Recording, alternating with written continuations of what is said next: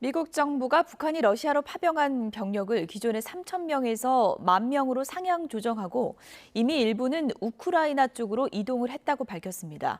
미 국방부는 북한 군인이 전장에 투입될 경우 합법적인 공격 대상으로 간주된다고 밝혔습니다. 뉴욕에서 이승윤 특파원입니다. 지난주 북한군 3천 명이 러시아에 파견된 것으로 추정했던 미국 정부가 북한군의 파견 규모를 1만 명으로 상향 조정했습니다. 사브리나 싱 미 국방부 대변인은 북한이 훈련을 위해 러시아 동부에 약 1만 명을 파견했으며 일부는 이미 우크라이나 가까이로 이동했다고 밝혔습니다. 미 국방부는 북한 군인이 전장에 투입된다면 합법적인 공격 대상으로 간주된다며 북한군의 활용은 인도태평양 지역 안보에 심각한 함의를 갖게 될 것이라고 강조했습니다. 미 국무부 대변인도 러시아가 북한군을 우크라이나와 가까운 쿠르스크에서 전투나 군사작전 지원에 쓰려는 점을 우려했습니다. 이런 가운데 조 바이든 대통령은 처음으로 북한군의 러시아 파병 문제에 대해 언급했습니다. It's very dangerous, very dangerous. And the idea that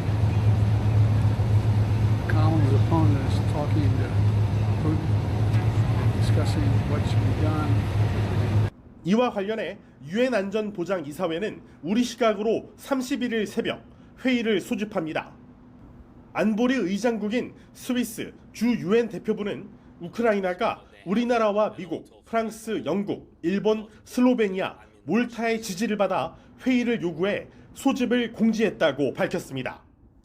이곳 뉴욕 유엔 본부에서 열릴 안보리 회의에서는 북러 밀착 관계를 둘러싼 치열한 외교전이 전개될 전망입니다. 다만 이 전쟁 당사국인 러시아가 안보리 상임 이사국으로서 거부권을 갖고 있어 안보리 차원에서의 추가 대북 제재를 강구하는 건 현실적으로 불가능한 상황입니다.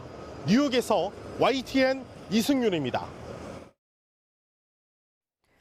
북대서양 조약기구 나토 수장도 북한군의 러시아 쿠르스크 배치를 공식적으로 확인했습니다. 나토는 파병을 즉각 중단하라고 촉구하면서 위험한 확전 행위라고 비난했는데요. 러시아는 우크라이나에도 이미 서방 용병이 활동하고 있다면서 반박했습니다. 김잔디 기자입니다. 벨기에 브뤼셀에서 열린 북대서양 이사회 회의. 한국 대표단의 북한군 파병 동향에 대한 브리핑이 끝난 뒤 마르크 류터 나토 사무총장은 북한군의 러시아 파병과 쿠르스크 배치를 공식 확인했습니다.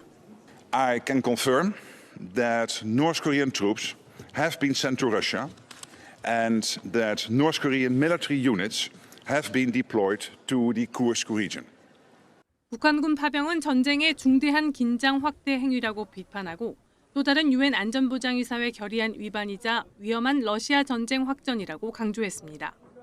나토는 북한군 파병을 즉각 중단할 것을 촉구하고 북러 간 군사협력 심화는 세계 평화와 안전을 저해한다고 비난했습니다.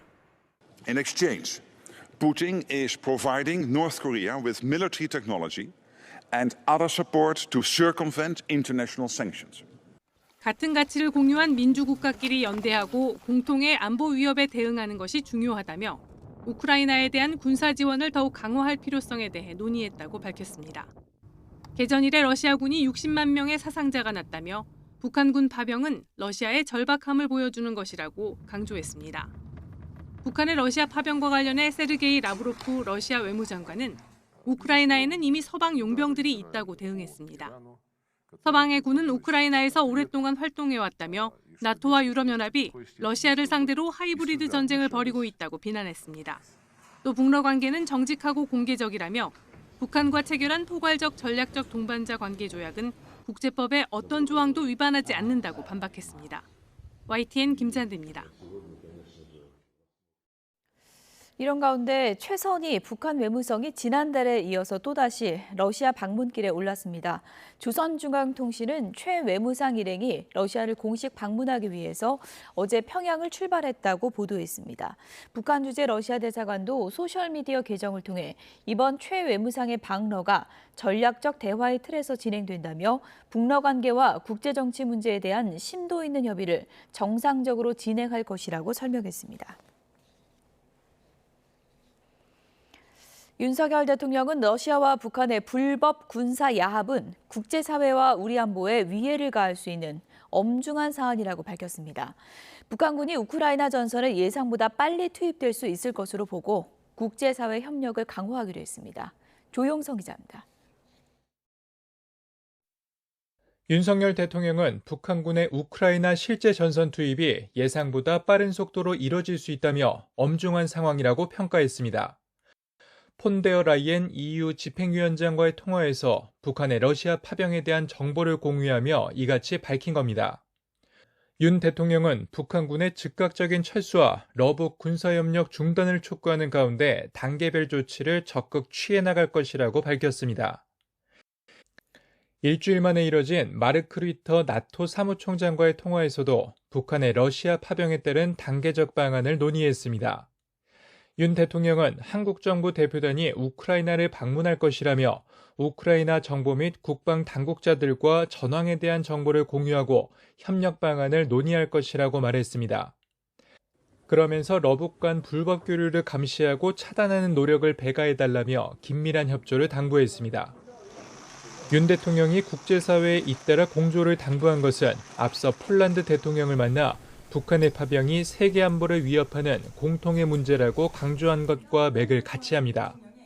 러북 군사 협력의 진전 여하에 따라 단계별로 국제사회와 함께 필요한 조치를 취해 나갈 것임을 분명히 하였습니다. 나토와 EU 역시 한국과 대응책을 협의해 나가기로 뜻을 모았습니다. 나토 사무총장은 한국이 신속하게 대표단을 보내준 데 대해 감사의 뜻을 전하며 북한군이 개입된 우크라이나 전쟁 상황은 나토의 최우선 관심사라고 말했습니다.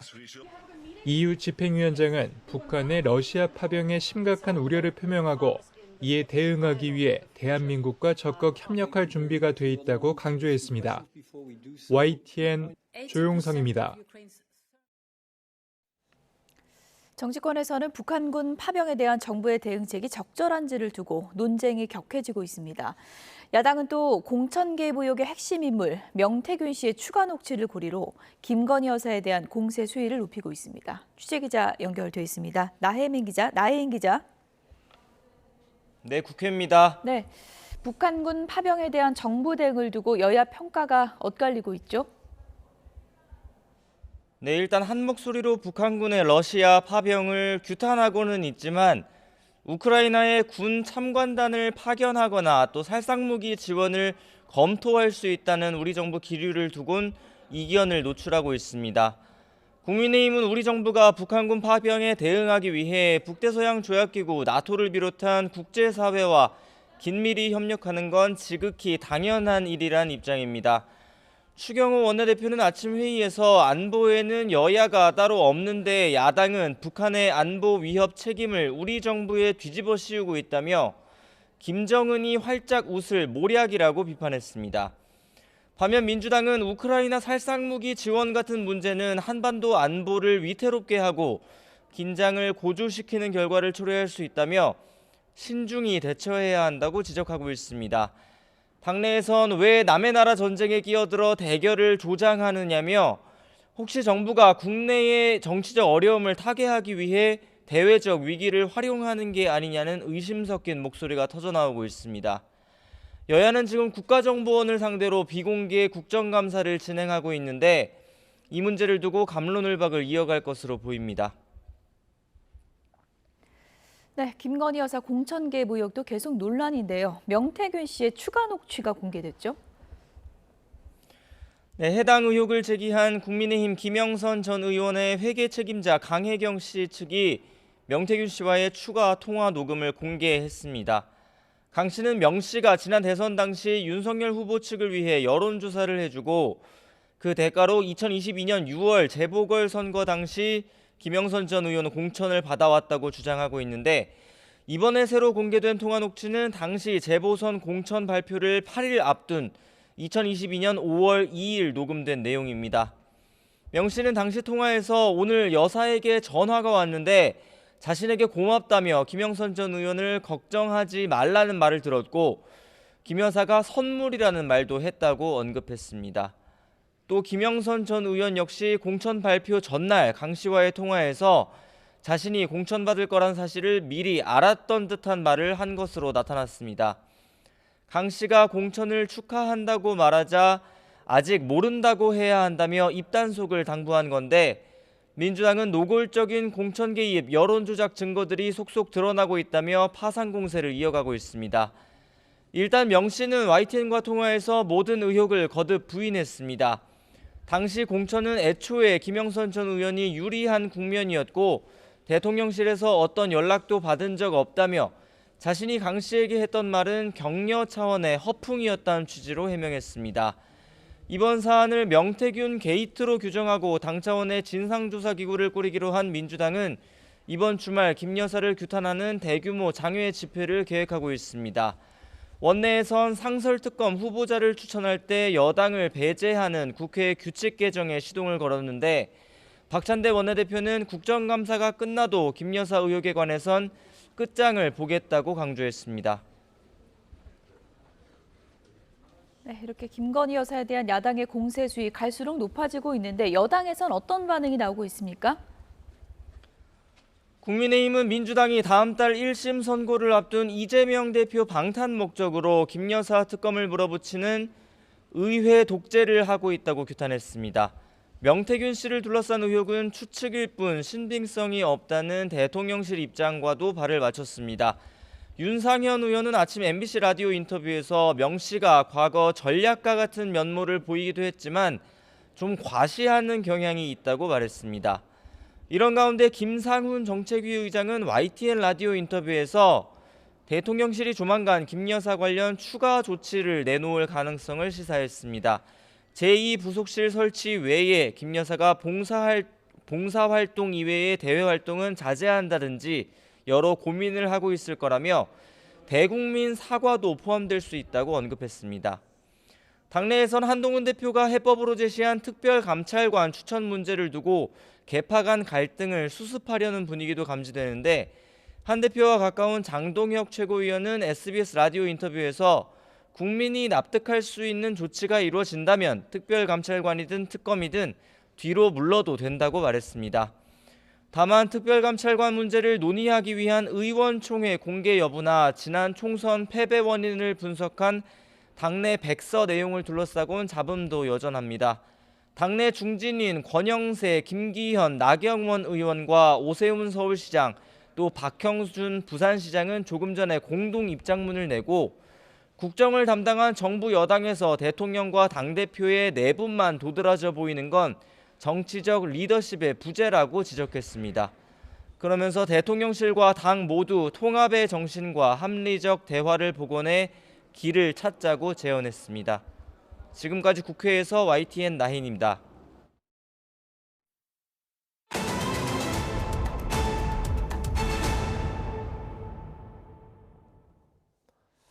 윤석열 대통령이 2년 전에 발생한 이태원 참사 희생자들의 명복을 빌고 유가족들을 위로했습니다.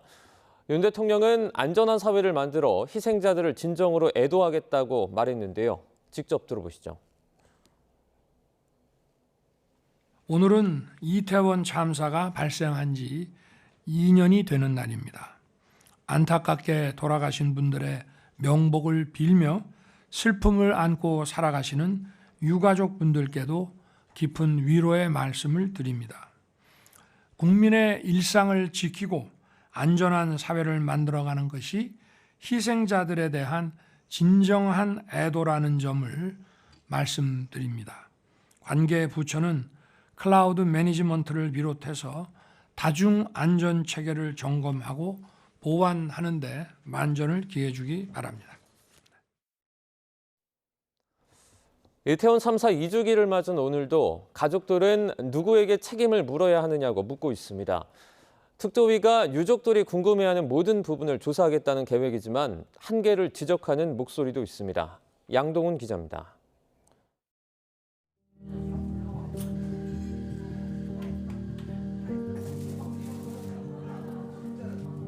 어릴 적 아이들에게 해주던 마음으로 샌드위치를 만듭니다. 아들, 딸 또래의 해맑은 표정을 마주하니 오랜만에 미소가 지어집니다.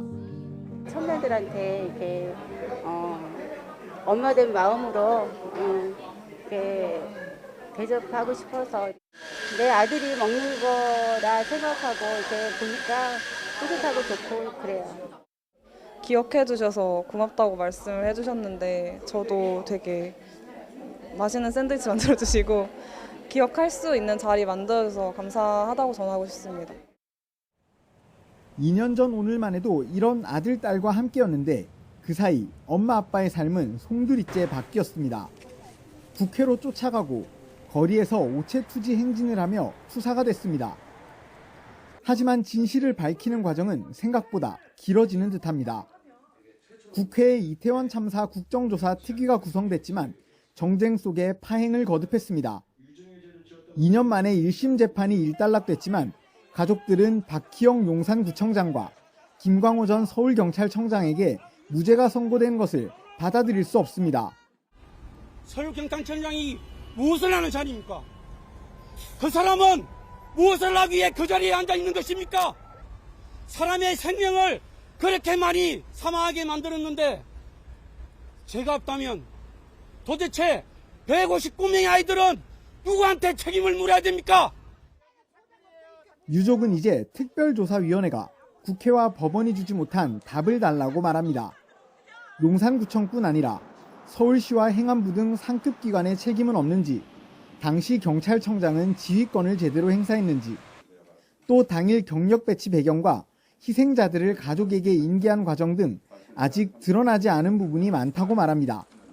법적으로 무죄라고 해서 그 사람들이 전혀 책임이 없다는 건 아니고 굳이 형사 책임만을 염두에 두고 하지 않고 굉장히 다양한 그런 책임 문제를 밝히는 그런 사실관계의 진상규명을 하겠다. 하지만 직권조사 권한이 없는 점 등 특조위의 한계를 지적하는 목소리도 나오는 가운데 가족들은 지금도 2년 전 그 자리에서 책임은 누구에게 물어야 하냐고 묻고 있습니다. YTN 양동훈입니다. 경기도 양평에서 술을 마신 운전자가 중앙선을 넘으면서 2명이 다쳤습니다. 성남에서도 넘어진 트럭이 반대편 차선을 달리던 차량 넉 대를 들이받아 5명이 다쳤습니다. 사건 사고 소식 신규혜 기자가 정리했습니다. SUV 차량이 중앙선을 넘은 채 멈춰서 있고 바로 앞에 서 있는 트럭은 앞부분이 심하게 부서졌습니다. 저녁 8시쯤 중앙선을 넘은 SUV 차량이 맞은편 차선을 달리던 1톤 트럭을 들이받은 겁니다. 추월이 빈번한 도로예요. 드라이브 코스고 좋은데 밤에는 그 위험이 항상 이렇게 잔존하게 있는 데거든요. 이 사고로 각 차량 운전자 2명이 다쳤는데 다행히 병원으로 옮겨질 정도는 아니었습니다. 경찰은 SUV 차량 운전자에게서 면허 정지에 해당하는 혈중 알코올 농도 수치가 나온 점을 토대로 정확한 사고 경위를 조사할 예정입니다. 도로 한복판에 넘어진 대형 트럭 주변으로 사고 현장을 살피는 구급대원들 모습이 보입니다.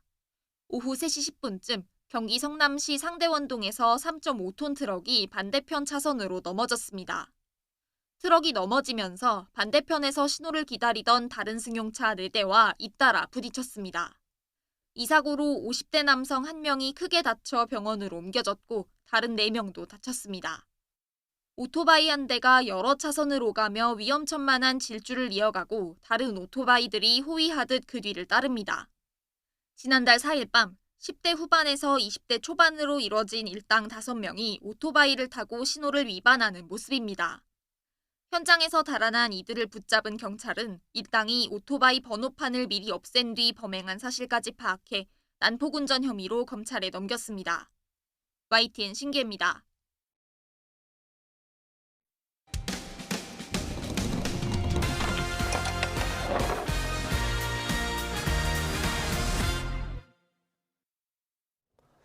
많은 사람이 이용하는 해변이나 공원 등 공공장소에서 무분별한 골프 연습이 종종 논란이 되고 있는데요. 이번엔 국가 전시회 관람객이 몰린 강원 삼척 해변에서 골프 연습을 하는 모습이 포착돼 눈살을 찌푸리게 하고 있습니다. 송세혁 기자가 취재했습니다. 지난 주말 낮 삼척 해변. 한 여성이 백사장 위에 골프공을 놓고 골프채를 휘두릅니다. 옆에 있던 남성은 자세를 가르치며 시범을 보입니다. 강한 스윙에 골프공은 해변 곳곳으로 날아갑니다. 당시 국화 전시회가 열린 삼척 해변에는 관람객들이 수시로 오가고 휴식을 취하는 사람도 많았습니다. 하지만 이들 남녀는 아랑곳 없이 위험천만하게 골프 연습을 이어갔습니다. 설마 골프채인가 해서 제가 한참을 봤는데 골프채고 공이더라고요. 조절 못해서 날라오면 그럴 수도 있겠다 그런 생각이 들었죠. 앞서 제주와 속초 등 다른 지역 해변과 공원에서도 비슷한 사례가 목격돼 공분을 사기도 했습니다. 이렇게 공공장소에서 무분별한 골프 연습이 잇따르고 있지만 이를 단속할 마땅한 법적 근거는 없습니다. 제재를 하면은 법에 그런 규정이 있느냐 이런 식으로 또 따져 물으시는 분들도 계시고 이러니까. 이번 22대 국회에서도 공공장소에서 골프 연습을 금지하고 이를 어기면 최대 100만 원의 과태료를 부과하는 법률 개정안이 다시 발의됐지만 아직 통과되지 않았습니다. YTN 송세혁입니다. 수선업자가 명품 가방을 이용해 새로운 제품을 만들고 수선된 사실을 표기하지 않으면 상표권 침해에 해당한다는 법원의 판결이 나왔습니다. 특허법원 특별부는 수선업자 A씨의 항소를 기각하고 원심과 마찬가지로 루이비통에 1,500만 원을 배상하라고 판결했습니다. 진성철 특허법원장은 피고가 수선을 영업으로 하는 사람이기 때문에 일반 소비자와 달리 원고의 상표권을 침해한 것이라고 밝혔습니다. 부산본부 세관은 유명 아이돌의 저작권을 침해한 이른바 짝퉁 포토카드를 대량 밀수입해 판매한 40대 A씨를 적발해 검찰에 고발했다고 밝혔습니다.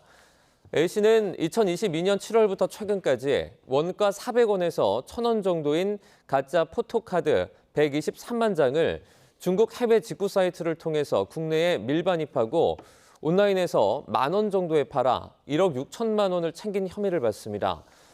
아이돌의 정식 포토카드는 앨범 등을 사야지 얻을 수 있지만 저작권을 침해한 가짜 카드가 시중에 대량 유통되고 있다고 세관은 설명했습니다.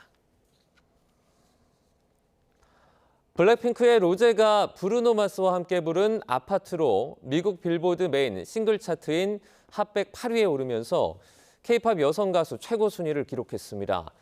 빌보드는 오늘 SNS를 통해 아파트가 빌리 아일리시의 사브리나 카펜터 등의 곡과 함께 핫100 10위 안에 들었다고 밝혔습니다. 지금까지 K-팝 여성 아티스트가 핫100에서 달성한 최고 순위는 지난 2020년 블랙핑크가 셀레나 고메즈와 함께 부른 아이스크림으로 기록했던 13위였습니다. 아파트는 빌보드와 함께 세계 양대 차트로 꼽히는 영국 오피셜 싱글 차트 톱100 4위에도 올랐습니다.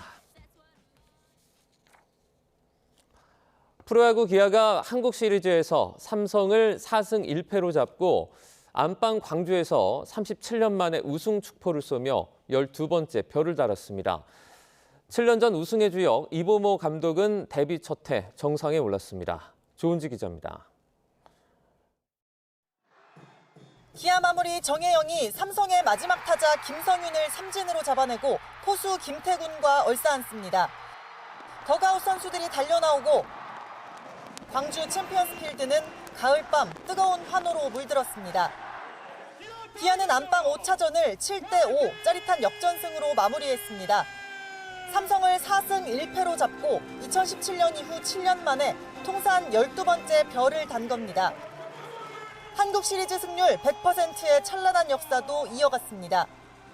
2017년 우승의 주역 이범호 감독은 43살 가장 젊은 사령탑으로 취임 첫 해 정상에 등극했습니다. 저를 이렇게 명문 구단에 감독을 시켜주셔서 너무 감사드리고 너무나도 멋진 광주에서 이렇게 첫 번째 우승을 할 수 있어서 무한한 영광이라고 생각합니다. 기아는 선발 양현종이 3회를 버티지 못하고 무너졌습니다. 1회부터 디아즈에게 2점 홈런을 얻어맞았고 다음 타석에 김영웅에게 한 방, 3회 디아즈에게 또 대포를 허용하며 일찌감치 마운드를 내려왔습니다. 삼성은 악으로 근성으로 벼랑 끝 투혼을 뽐냈습니다. 안방마님 강민호의 부상 이탈 속에도 4회 투아웃 만루 위기를 무사히 넘겼지만 거기까지였습니다. 석점을 뒤지던 기아는 5회 말 최영우의 솔로 홈런에 김윤수의 폭투를 틈타 5대5 동점을 만들었습니다. 그리고 6회 베테랑 김태군이 때린 행운의 안타가 결승점이 됐습니다. 8회 초 만루 위기를 무사히 넘긴 기아는 박찬호의 2루타로 세기점을 뽑으며 승리의 마침표를 찍었습니다. 한국 시리즈 5경기에서 타율 5할 8푼 8리 뜨거운 방망이를 자랑한 김선빈이 포수 김태군을 딱 한 표 차로 제치고 MVP에 뽑혔습니다.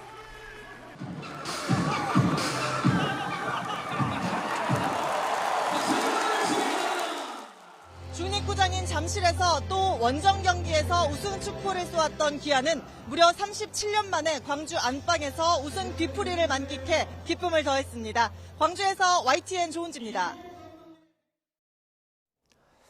한국 시리즈 MVP는 6할에 가까운 타율로 우승을 이끈 김선빈이 차지했습니다.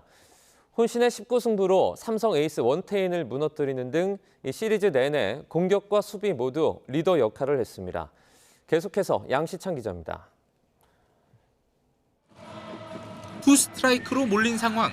김선빈이 계속해서 방망이를 돌려 원태인의 공을 쳐냅니다. 무려 19까지 가는 승부 끝에 담장을 때리는 2루타를 만들어냅니다. 이번 시리즈의 백미 중 하나이자 김선빈의 활약상을 함축하는 장면. 상대 투수의 투구수를 급격히 늘리면서 심리까지 무너뜨린 장타 이상의 효과를 불러온 한 타석이었습니다. 적극적인 타격을 했는데 또 그게 좀 빗맞아서 파울이 좀 많이 됐던 게 오히려 원태인 선수를 좀 힘들게 하지 않았나 생각하고 있습니다. 김선빈의 이번 한국 시리즈 5경기 타율은 무려 5할 8푼 8리. 17타수 10안타의 맹타를 휘둘렀는데 2루타 3개와 3루타 1개 등 장타도 4개나 뽑아냈습니다. 애초 6번 타순에서 하위 타선 공격을 주도하다가 최영우가 빠진 4차전부터 2번 타순으로 올라와 공격의 천병이자 해결사 역할까지 완벽하게 수행했습니다. 수비에서 고비마다 상대 공격 흐름을 끊으며 든든하게 내야 중심을 잡은 점도 김선빈의 숨은 공로입니다. 2009년엔 한국 시리즈 엔트리에서 탈락했고 2017년 한국 시리즈에서는 타율 3할 5푼 7리로 활약했지만 MVP 투표에서는 한 표도 얻지 못했던 아픔을 딛고 올해는 동갑내기 친구 김태군을 단 한 표 차로 제치고 MVP를 수상하며 선수 인생 최고 기쁨을 맛봤습니다. 키 작은 선수는 뭐가 안 된다 이런 편견이 진짜 많았었는데 제가 지금까지 프로 생활을 해오면서 그 편견을 깨트려서 너무 기분이 좋고요. 그 편견을 깨트린 게 오늘 한국 시리즈 MVP를 받은 거라고 생각합니다. 대표적인 기아의 원클럽맨인 작은 거인 김선빈은 이제 기아 역사에도 영원히 이름을 남기게 됐습니다. YTN 양시창입니다.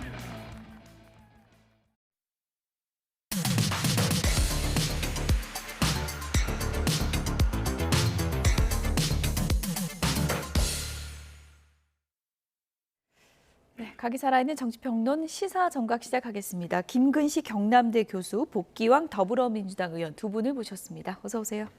네. 첫 번째 키워드부터 보겠습니다. 보여주시죠.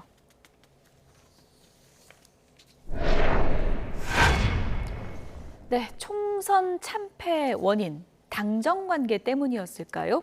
국민의힘의 총선 백서가 드디어 나왔습니다. 200일이 걸려서 나왔는데 제목을 보니까 뭐 마지막 기회 의미심장하던데요. 지난 총선은 다 아시다시피 뭐 대참패였지 않습니까? 그래서 이번 총선에 뼈아픈 교훈을 상기시키지 못하면 더 이상 미래는 없다라는 아마 절박한 의미에서 이 책자의 제목을 마지막 기회라고 한 것 같고요. 예. 좀 늦어진 이유는 뭐 아시겠지만 여러 가지 그 변수가 있었습니다. 총선 대참패의 내적 원인, 외적 원인을 정확히 분석하고자 총선 백서위원회를 만들었는데 총선이 끝난 다음에 또 전당대회가 있었잖아요. 예. 그 전당대회 과정에 그 총선을 진두지휘했던 총선 비대위원장인 한동훈 비대위원장이 전당대회 당대표로 출마를 하니까 예. 일부 이제 한동훈 후보와 조금 그 바깥에 있는 관계에서 한동훈 후보와 반대되는 진영에서 이 총선 백서를 조금 정치적으로 활용하는 듯한 움직임이 있었고 또 한동훈 대표를 지지한 측에서는 또 총선 백서에 대해서 따르는 게 있었기 때문에 총선 백서 자체 발간이 당시 전당대회 한동훈 대표 찬반으로 이렇게 전선이 형성되는 이상한 현상이 생겼습니다. 예. 그러다 보니까 아마 전당대회 끝날 때까지는 백서 발간을 계속 미뤘던 것으로 보이고요. 그다음에 전당대회 결과에 이제 한동훈 대표가 선출이 되고 그 이후 과정에서는 총선 백서를 마무리하는 과정을 겪으면서 어제 이제 드디어 발간이 된 것으로 알고 있습니다. 예, 그러니까요. 200일이니까 거의 뭐 반년 지나서 나온 건데 총선 지나고 너무 늦게 나오니까 의미가 퇴색됐다는 지적도 있는 것 같습니다. 이런 백서를 내려면 왜 굳이 낼 필요가 있었을까라는 생각이 들 정도예요. 모든 백서가 정치적인 의미가 완전히 그냥 그 감춰진 상태로 담백하게 평가하는 이런 백서는 없거든요. 그러니까 지난 총선에서 제대로 된 평가를 하려면 이렇게 하나만화인 평가 말고 실제 윤석열 정부가 국민으로부터 따가운 회초리를 맞는 이것이 첫 번째 요인이고 예. 그다음에 캠페인적 요인으로 봤을 때는 선거를 진두지휘했던 한동훈 당시 뭐 비대위원장의 부족함.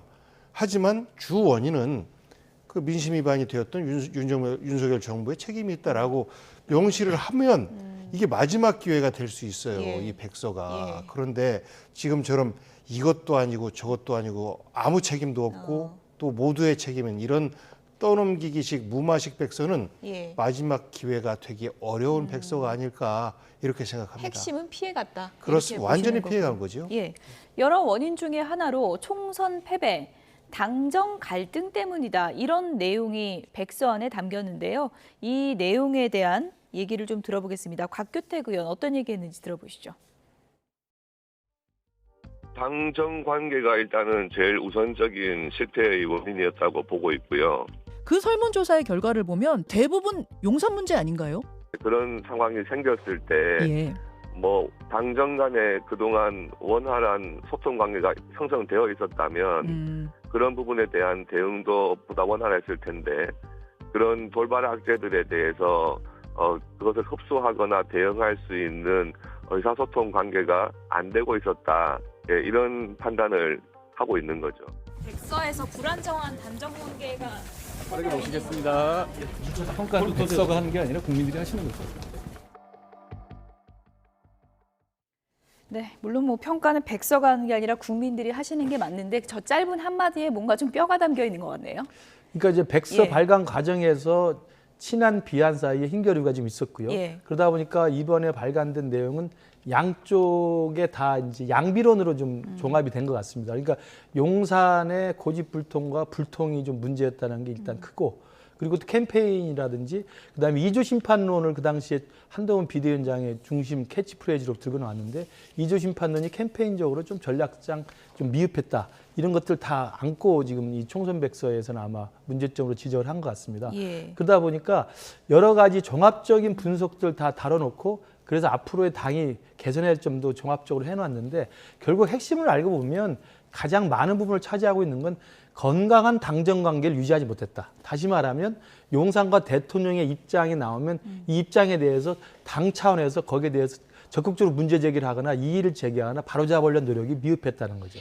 그래서 대표적으로 당시 이종섭 호주대사 임명 문제라든지 다시 시민사회 수석의 발언 문제, 대파 문제, 뭐 의정 갈등 문제 이런 것들에 대해서 용산이 계속적으로 그 독주를 했는데 당시 당 입장에서 그걸 쫓아가는 데 급급했지 그걸 교정하는 데는 미흡했다는 게 이제 가장 큰 당정관계의 미흡이라는 것을 평가를 하고 있는데요. 예. 건강한 당정관계라는 게 지금 한동훈 대표가 하려는 것처럼 용산에 대해서 협조를 할 건 하되 용산에 대해서 문제 제기도 충분히 하겠다는 것이거든요. 이제 그런 면에서 건강한 당정관계 이것이 정착되지 못했다는 것이 이번에 총선 패배 가장 큰 원인이고 저 개인적으로도 또 백서에도 나와 있습니다만 4월 1일 대통령의 의정 담화가 또 결정적 원인이기도 했습니다. 특히 수도권에서 열심히 뛰고 있는 저를 비롯한 후보들은 4월 1일 날 의정 갈등에 대한 대통령 특별 담화가 나왔을 때 큰 기대를 했습니다만 역시 2,000명 증언이 정당하다는 논리만 계속 강변하는 것이어서 그때 저희들 듣는 입장에서는 큰일 났구나 이런 생각을 많이 했거든요. 어쨌든 백서는 지나간 일을 정리한 것이고요. 한동훈 대표, 지금 현재 또 리더십이 시험대에 올라 있죠. 특별감찰관 문제를 어떻게 할 것인가, 의총까지 갈 것인가, 의총을 간다면 표결을 할 것인가 이런 과제가 남아있는데요. 당 내에서 이런저런 목소리들이 나오고 있습니다. 들어보시죠. 공개 의총을 통해 만약에 의총이 열린다면 공개 의총을 통해 토론과 표결이 이루어지기를 기대합니다. 의총으로 가는 것은 저는 바람직하지 않다. 그 전에 해결하는 게 좋다. 근데 의총으로 가더라도 표결까지 가는 것은 더더욱 바람직하지 않다. 그런데 표대결로 가기 위해서 공개 의총까지 하는 것은 더더욱 바람직하지 않다. 그것은 우리가 계속해서 정치적으로 뭔가를 해결할 수 있는 능력이 없다는 것만 보여준다. 꼭 특별감찰관이 아니더라도 지금의 이 상황을 다른 방식으로라도 어떻게 풀어낼 수 있는 정치력이 우리에게 필요하다. 우리 의원님들께서 이 합리적으로 이렇게 이 결론을 도출해낼 겁니다. 그것이 요란스럽다가 되는 게 아니고요. 원래 일은 조용하게 하는 겁니다. 한강물이 서해로 흘러갈 때 소리가 나는 걸 들었습니까? 네, 지금 들으신 것처럼 꼭 계파별로 다른 게 아니라 지금 친한계 내에서도 입장 정리가 좀 안 되는 것 같습니다. 분열하면 공멸한다. 이런 위기감을 느끼고 있는 분들은 아직까지도 뭐 센 주장이나 이런 것들은 좀 삼가하고 있는 것인데 김종혁 위원처럼 원외이면서 지금 제대로 바꾸지 않으면 국민의힘의 정치적 미래는 없다. 이 정권의 미래도 없다라고 생각하는 분들은 사실 저런 주장을 할 수밖에 없어요. 오죽하면 의총에서 표결이라도 해야 된다.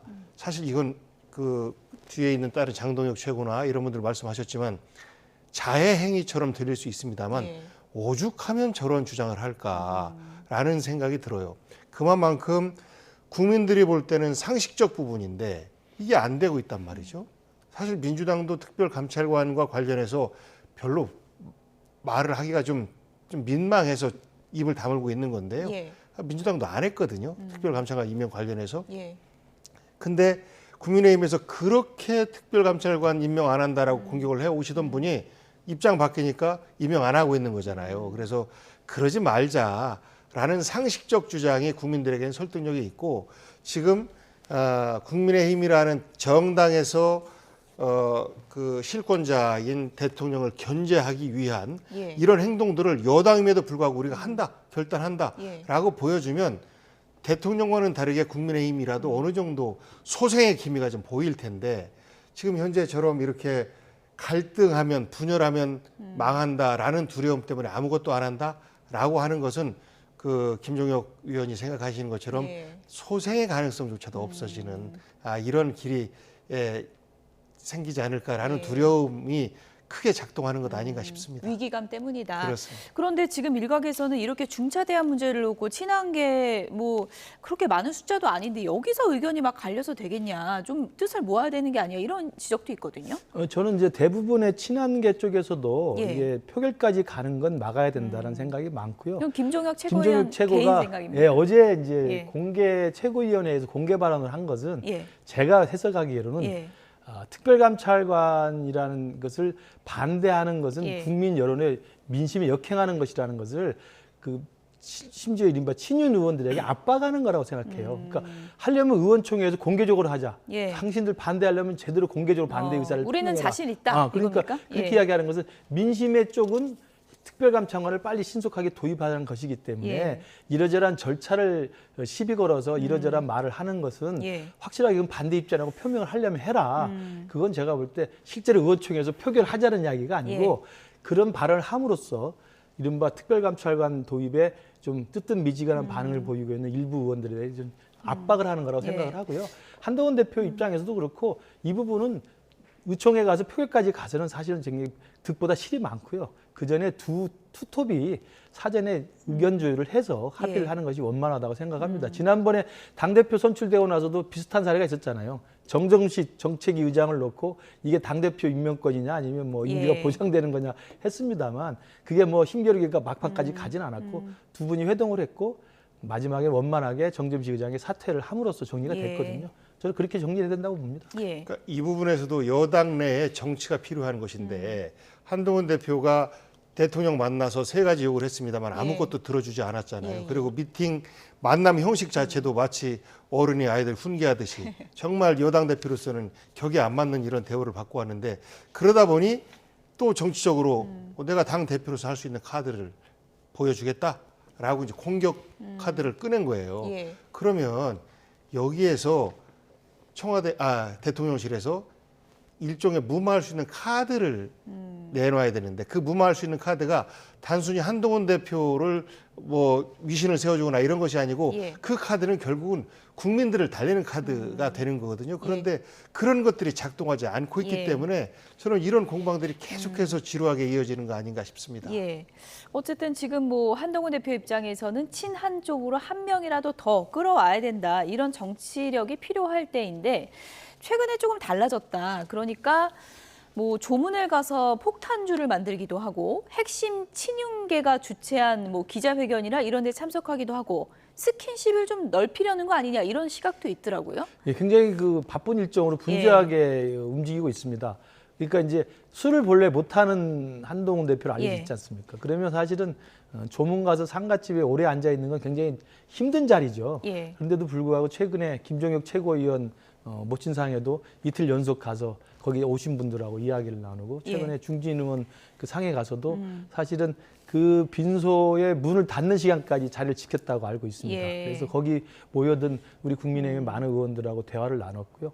폭탄주를 마시지는 못하지만 만들어서 올리기도 했다고 하고 그래서 이러저러한 스킨십을 많이 늘려가고 특히 어제 같은 경우에는 권성동 의원, 이철규 의원 등등 이른바 친윤계 의원으로 불리는 분들이 이른바 이 삼척 제천 영월 고속도로 이걸 촉구하는 기자회견장에 직접 가서 이렇게 대화를 나눈 장면도 지금 포착이 돼서 요 장면인데요. 맞습니다. 찐윤 이철규 의원하고 저렇게 사담을 나누고 있는데 표정이 좋아 보이고 추경호 원내대표랑 최근에 좀 불편할 줄 알았는데 어제 저렇게 환한 표정으로 막 대화를 하더라고요. 정치라는 건 당연히 그 환한 표정으로 서로 대화를 나누죠. 그러니까 전 추경호 원내대표, 한동훈 대표도 이 특별감찰관 문제를 놓고 뭐 막판까지 가서 서로 간에 의견 조율이 안 되는 그런 상황은 가지 않을 것 같고요. 결국은 이번 주 내에 물밑 조율을 통해서 원만한 합의를 이끌어낼 것이고 의원총회에서 정책 당론을 결정하는데 그것도 특별감찰관이라는 걸 국민들이 요구하고 있고 사실은 때늦은 감이 있는 이런 정책인데 이걸 도입하는 문제를 놓고 표결까지 간다는 건 국민 앞에 망신스러운 거고요. 결국 만장일치로 박수로 저는 추인할 거라고 생각합니다. 지금 화면을 보고 계신데 이거 보시는 시청자분들은 이거 옛날 화면 아니야? 뭐 이렇게 생각하실 수도 있는데 어제 화면이거든요. 저런 분위기라면은 뭐 표결까지 안 갈 것 같은데요. 어떻게 보십니까? 근데요, 정치인들이 여야가 나누셔서 싸운다 할지라도 매일 그 싸우는 현안만 있는 게 아니잖아요. 그 나머지 일상적인 사안들이 더 많아요. 그래서 저 부분은 여러 사람들도 있고 공개된 자리이기 때문에 현안, 갈등의 현안 말고 다른 이야기를 했을 가능성이 굉장히 높은 것이고. 가식적인 표정입니까? 아니죠. 아닙니까? 아니죠. 어떻게 그 24시간 내내 인상 불키고 싸울 수 있겠어요. 일상 가운데서 갈등이 도드라지고 갈등이 굉장히 중요하게 작용을 하는 것은 사실입니다만 저런 기회를 통해서 자연스럽게 좀 소통을 이어가고 그 다음에 좀 더 편한 자리로 차 한잔 합시다. 이런 것들이 정치력인데 요 다음에 그 무엇을 만들어내는 능력이 추경호 대표한테도 별로 안 보이는 것 같고 한동훈 대표한테도 안 보이는 것 같습니다. 어제 저 표정이 어떤 의미를 담고 있는지 저는 잘 모르겠지만 어쨌든 한동훈 대표가 취임 100일이 되더라고요. 이제 기자회견도 앞두고 있는데 요즘에 굉장히 강조하는 단어가 강강약약 이 단어를 강조하더라고요. 한번 발언을 했던 건데요. 그러니까 강한 자에게 강해야 되는 거, 그다음에 약자에 대해서 약하다. 이게 지금 우리의 실질적인 보수의 그 가치인데 이런 부분에 대한 것들 우리가 좀 놓치고 있다. 그래서 저는 우리 스스로가 보수가 거듭나야 되기를 원하는 저는 민심이 분명히 있다고 생각합니다. 그러니까 대통령 지지율이 계속 하락세에 있고 20% 초반을 지금 머무르고 있고 거기에 더불어서 사실 커플링 효과로 당 지지율 떨어지고 있는데 그와 반대되는 게 지난 부산 근정구청장 선거 때는 민심이 61%라고 하는 압도적 지지를 통해서 지난 총선 때 그 대참패했던 총선 때보다 표를 더 많이 몰아줬어요. 예. 그건 뭐냐면 저는 양면성이 있다고 생각해요. 지금의 윤석열 정부, 지금의 국민의힘의 모습에 대해서 많은 국민들이 실망을 하고 있는 건 사실이지만 그럼에도 불구하고 너희들이 정신을 차리면 그리고 너희들이 건강한 보수가 된다면 아까 강강약약처럼 강한 자가 훨씬 더 강하게 문제제기하면서 약한 자는 보듬어 안을 수 있는 그런 따뜻한 보수가 된다고 한다면 다시 한번 기대를 모아주겠다. 라는 민심도 또 같이 있는 거거든요. 저는 그런 민심의 정확한 분석을 통해서 한동훈 대표를 중심으로 용산에 대해서도 문제 제기를 하고 당이 변화와 쇄신의 과정을 통해 가지고 거듭나야 된다. 이런 식의 절박한 위기의식을 갖고 있다고 생각을 합니다. 예. 앞서서 복경 의원께서 대통령실에서 먼저 나서서 무언가 해법을 좀 내놓는 게 필요하다라고 하셨는데 이런 얘기가 들립니다. 다음 주제 보여주시죠.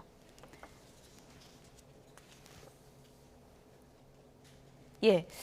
제2부속실 곧 출범한다고 합니다. 지금 뭐 다음 달쯤에 출범한다고 하는데 이것이 뭐 하나의 좀 용산의 대안이 될 수 있을까요? 어떻게 보십니까? 아니, 제가 왜 웃냐면요.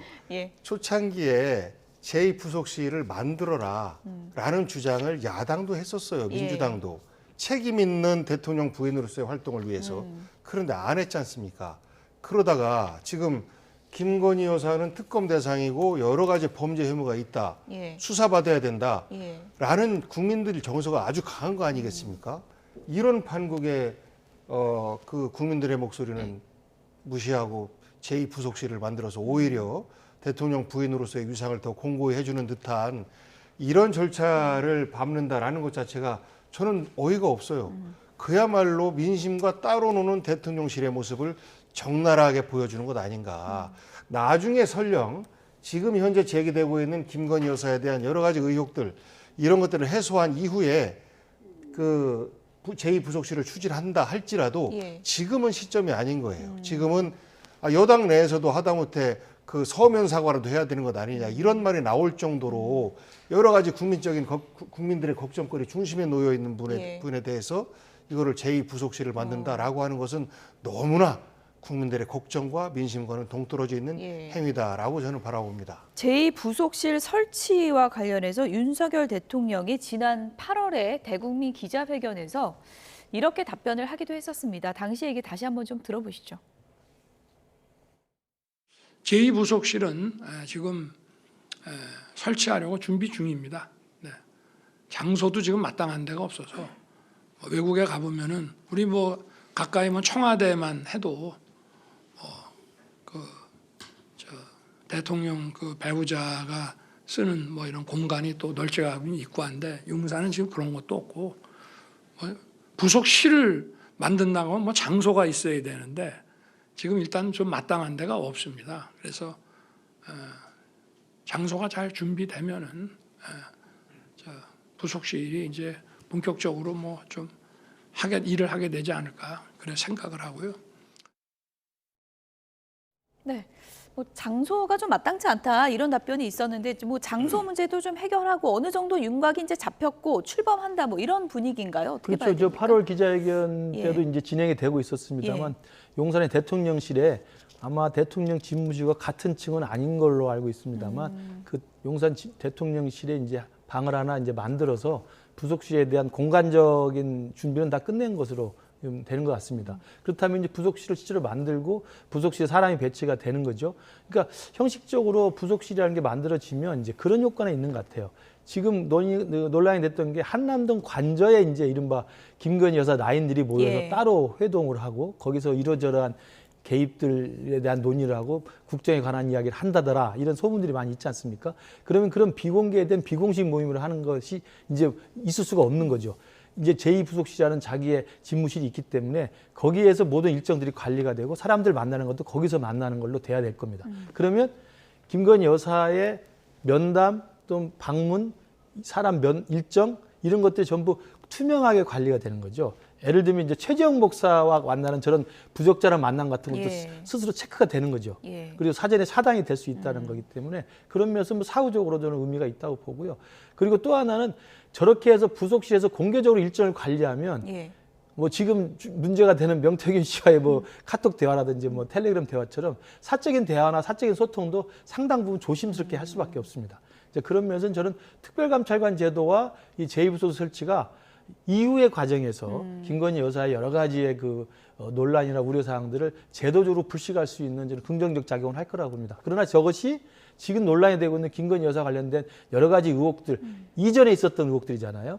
이런 것들을 어떻게 정리하는 문제까지는 되지 않지만 사후적으로 재발 방지를 위해서 또는 공식적인 일정 관리를 위해서는 저는 합리적인 제도라고 생각합니다. 예, 지금 이제 임기 반환점을 윤 대통령이 다음 달 초면을 돌기 때문에 이 제2부속실 설치와 더불어서 뭐 개각카드 얘기도 나오고요. 네. 대통령실 자체적으로 뭔가를 내놓으려고 준비하고 있다. 이런 얘기는 계속 들리고 있더라고요.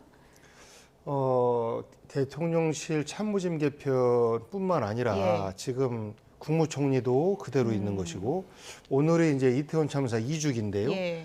그 주무장관이었던 이상민 장관 예. 아직도 그냥 장관 자리에 있지 않습니까? 그 이미 그 정치적 책임을 져야 될 사람들이 책임지지 않는 이 정부의 모습에 대해서 우리 국민들이 많이 화가 나 있는 것이라 예. 저는 개각을 할 시기가 이미 지나도 한참 지났죠. 그래서 지금이라도 국민 정서에 맞는 개각을 반드시 해야 한다. 다만 그것이 윤석열 대통령과 김건희 여사에 대한 충성도 높은 사람들 중심으로 청문회가 어떻게 되든 간에 무조건 강해야 한다라는 이런 기존의 입장 버리고 예. 여야로부터 두루두루 인정받을 수 있는 이런 그 장관 후보나 또 비서진 뭐 수석들 후보들 이렇게 좀 찾아준다면 조금씩 민심을 다시 되찾아갈 수 있을 텐데 예. 지금 대통령실을 바라보는 윤석열 대통령을 바라보는 국민의 민심은 예. 거의 박근혜 대통령 탄핵 당시에 탄핵에 찬성했던 민심과 별 차이가 나지 않을 정도로 지금 무섭게 변해 있는 상황이거든요. 예. 그래서 대통령실에서 지금 이런 개각 카드를 민심을 달래기 위한 카드로 쓰고자 한다라면 조금 전에 말씀드렸던 것처럼 대통령에게 충성하는 사람이 아니고 국민과 나라에 충성할 수 있는 사람들로 뽑아야 된다라는 충고를 좀 드리고 싶습니다. 그러니까 지금 결을 보면 한동훈 답안지가 아니라 용산의 답안지를 내놓겠다 네. 이런 건데요. 어떤 카드가 발표될지는 좀 지켜봐야 될 것 같고요. 야권에서는 지금 공천 개입 의혹과 관련해서 공세 수위를 높이고 있는데요. 명태균 씨의 추가 녹취록이 공개돼서 또 논란입니다. 마지막 키워드 보여주시죠. 네, 김영선 공천 걱정하지 말아라. 이런 내용이 담긴 녹취록이 공개됐다는 거거든요. 그러니까 명태균 씨의 목소리가 담겨 있는 녹취록인 거죠. 그렇죠. 그러니까 예. 지금 강혜경 씨가 계속 그 폭로하고 있는 공개하고 있는 녹취록은 명태균 씨와 강혜경 씨 주고받은 통화 녹취를 지금 계속 공개를 하는 겁니다. 예. 그 과정에 지금 새롭게 발견된 게 당시 김영선 의원, 그러니까 2022년 6월달 보궐선거죠. 창원 의창구 보궐선거가 후보가 결정되기 전에 여사한테 전화가 왔는데 걱정 말라고 했다. 이 선물이라고 했다. 예. 뭐 이런 내용이라고 지금 확인이 돼 있습니다. 그래서 이게 또 새로운 또 논란거리를 제기를 하는데 저는 이것뿐만 있는 게 아니라 지금 강혜경 씨가 국감장에 와서 한 이야기도 그렇고 계속 이러저러한 언론을 통해서 공개하는 녹취록을 보면 의혹들이 배어 있는 게 많이 있어요. 그러면 저는 명태균 씨는 계속 그걸 부인하고 있습니다만 지금 그렇지 않아도 창원 선관위에서 수사 의뢰해서 창원지검이 지금 검찰이 수사를 하고 있지 않습니까? 그러면 창원지검이 그 수사 의뢰를 해서 수사가 진행된다고 한다면 명태균 씨는 한 번도 소환 조사를 하지 않았어요.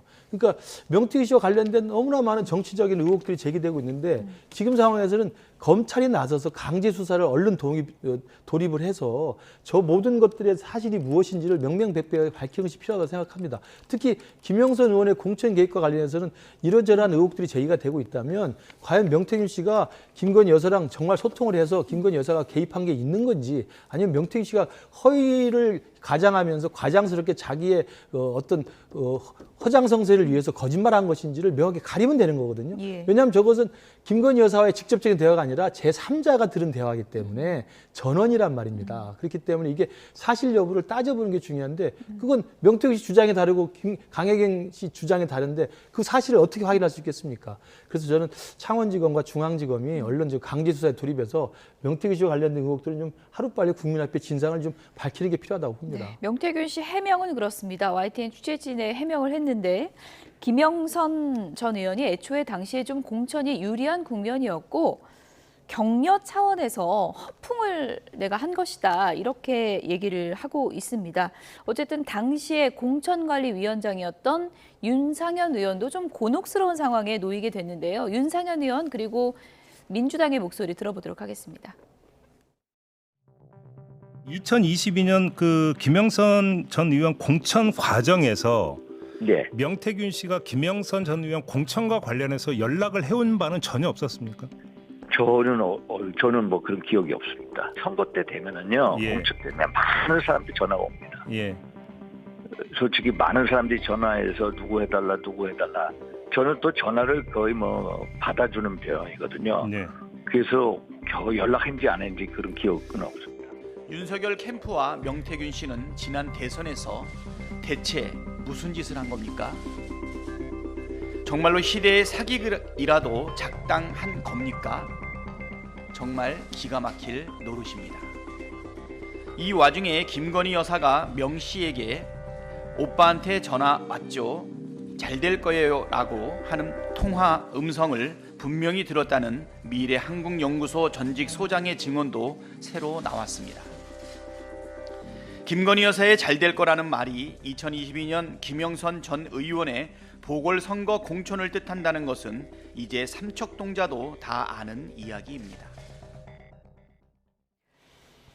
네, 당시에 이제 공천관리위원장은 윤상현 의원 그리고 당 대표는 이준석 전 대표였는데 윤상현 의원 같은 경우에는 이제 그 상황이 전혀 기억이 나지 않는다는 그런 상황이고 명태균 씨 이 녹취도 김건희 여사 목소리가 아니라 명태균 씨의 목소리가 담겨 있기 때문에 이게 뭐 사실 여부를 가리기 위해서는 수사가 필요한 겁니까? 반드시 필요하고요. 왜 안 하고 있는지 국민들은 의아해하고 있는 겁니다. 만약에 이와 흡사한 일이 민주당이나 야당 인사들로부터 벌어졌다라고 하면 그냥 안 뒀을 거요. 이미 뭐 압수수색을 뭐 수십 군데 관련자 모두 소환하고 했을 텐데 안 하잖아요. 그래서 민주당 입장에서는 이제 명태균 게이트 TF를 만들어서 지금 현재 어떤 부분까지 연루가 돼 있는지를 아직 정확하게 다 파악이 안 된 상태이기 때문에 그런 부분에 대해서 선제적으로 파악을 하고 그리고 이것에 대해서 어떻게 뭐 특검으로 갈지 국정조사로 갈지 뭐 그런 부분에 대해서는 이제 결론을 내야 될 것 같고요.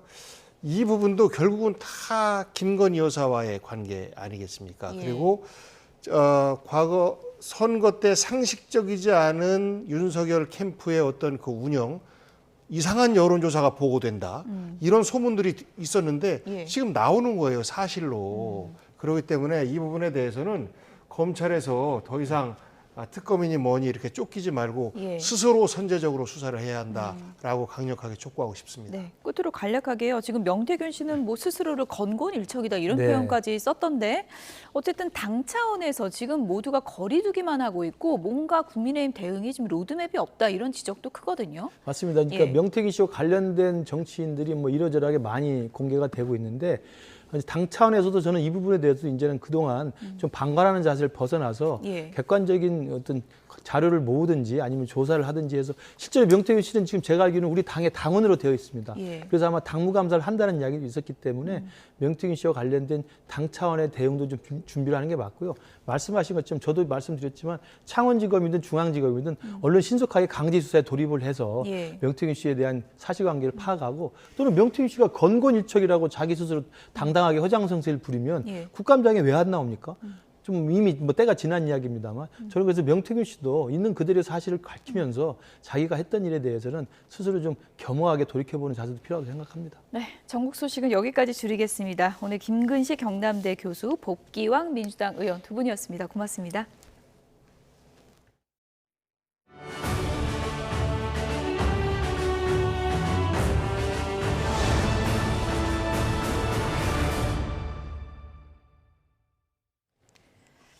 미국 미국 대선 일주일 앞으로 다가왔지만 대선 판도는 아직 안개 속입니다.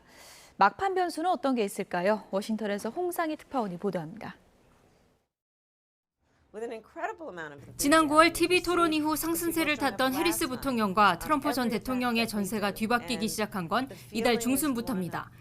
선거 통계 사이트인 538이 집계한 전국 여론조사 평균 추이를 보면 지난 8월 23일 3.7%포인트 벌어졌던 해리스 부통령과 트럼프 전 대통령의 지지율 격차는 현재 1.4%포인트까지 줄었습니다. 150년 만에 가장 치열한 접전이라는 이번 미 대선 향방을 결정할 마지막 변수는 무엇일까? 먼저 해리스 부통령에게는 이탈 조짐을 보였던 라틴계와 흑인 남성의 표심을 돌려야 할 가장 큰 과제가 남아 있습니다. 최근 라틴계 유권자의 49%와 흑인 남성의 26%가 트럼프를 지지한다는 여론조사가 나오면서 이들에 대한 공략에 총력을 기울이고 있습니다. Sadly, only 1% of teachers in public schools are black men. We don't pay teachers enough. Right. Student loan debt is an issue, and thinking about how we create incentives to actually recruit and retain more black men as teachers. 이스라엘 하마스 전쟁과 이란과의 갈등으로 긴장이 높아지고 있는 중동 사태도 남아있는 미 대선의 변수입니다. 중동 긴장 악화로 미시간주에서 아랍계 유권자들이 이탈할 경우 해리스 부통령이 반드시 지켜야 하는 러스트벨트가 흔들릴 수 있기 때문입니다. 기록적인 사전투표율도 이번 대선의 변수입니다. 이미 4,100만 명 이상이 사전투표를 마친 가운데 과거와 달리 경합주에서 공화당 성향 유권자들의 사전투표도 늘고 있어 유불리를 예측하기 어렵게 됐습니다. We're bringing back the American dream. So you need to get out and vote. Get your husband off the couch. The football game doesn't mean a damn thing. You got to get out and vote. 초접전의 대결이 이어지면서 이번 대선 결과를 가를 가장 큰 변수로 꼽히는 건 부동층의 향방입니다. 대선이 가까워질수록 지지층의 결집은 더 두드러질 것으로 보입니다. 역사상 가장 박빙의 승부 속에 해리스 부통령과 트럼프 전 대통령 모두 부동층의 표심을 얻기 위한 경쟁에 사활을 걸고 있습니다. 워싱턴에서 YTN 홍상입니다. 이런 가운데 해리스와 트럼프 모두 선거 승패를 가를 막판 유세전에 돌입했습니다. 트럼프는 이민 정책 실패를 비판하며 해리스에 대한 공세를 강화하고 있고 해리스는 트럼프가 미국을 분열시키고 있다며 민주주의를 지켜야 한다고 강조했습니다. 워싱턴에서 권준기 특파원입니다. 트럼프가 뉴욕 유세에서 내놓은 마지막 메시지는 다시 황금 시대를 열겠다는 것이었습니다. 하지만 정작 연설에서 더 많이, 더 선명하게 강조한 건 해리스의 국경 정책 실패였습니다. We're a dumping ground. We're like a garbage can for the world. That's what's happened. That's what's happened to her. 찬조 연설자들의 발언 수위는 더 높아져 해리스는 그리스도의 적이고 푸에르토리코는 쓰레기 섬이라는 표현까지 나왔습니다. There's literally a floating island of garbage in the middle of the ocean right now. Yeah, I think it's called Puerto Rico. 해리스는 트럼프가 중남미 국가를 비하하며 증오와 분열을 부추긴다며 히스패닉 유권자들의 표심을 호소했습니다. 백악관 앞에서 펼칠 유세에서는 마지막 캠페인 메시지로 트럼프는 민주주의의 적이라는 점을 강조할 계획입니다. Trying to have Americans point their finger at each other. Fans the fuel of hate and division. And that's why people are exhausted with him. 사전 투표를 실시한 바이든은 우리가 이길 것 같다며 승리를 자신했습니다. 트럼프의 막말을 겨냥해서는 대통령의 자질이 부족하다고 비판했습니다. Most presidential scholars I've spoken to talk about the single most consequential thing about the president's character.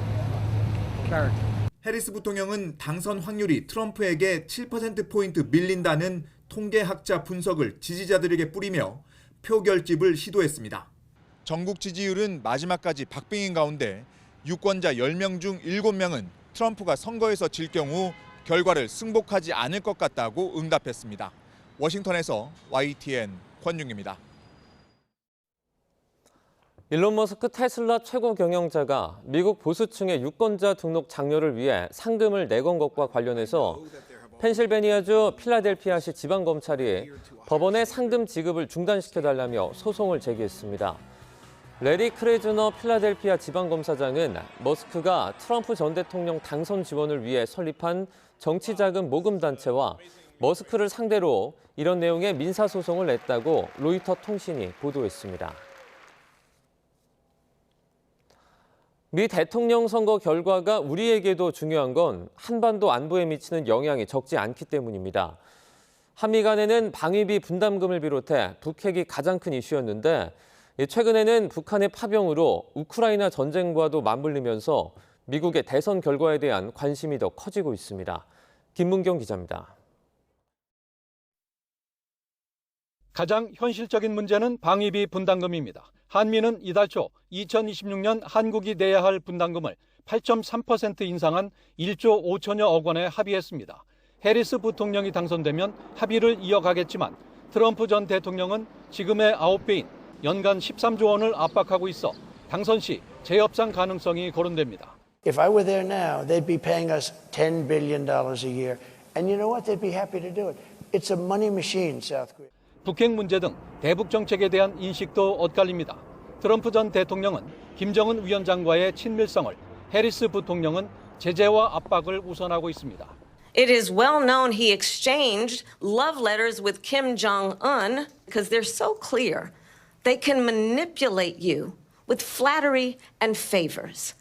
When we get back, I get along with him. He'd like to see me back too. I think he misses me. You know, it's nice to get along with somebody who has a lot of nuclear weapons or otherwise, isn't it? 트럼프 전 대통령이 당선돼 무조건 대화를 앞세울 경우 힘에 의한 평화를 강조해온 우리의 대북 정책 기조도 영향을 받을 거라는 전망이 나옵니다. 북한이 우크라이나 전쟁에 파병한 것은 돌발 변수인데 우리도 복잡한 셈법에 놓였습니다.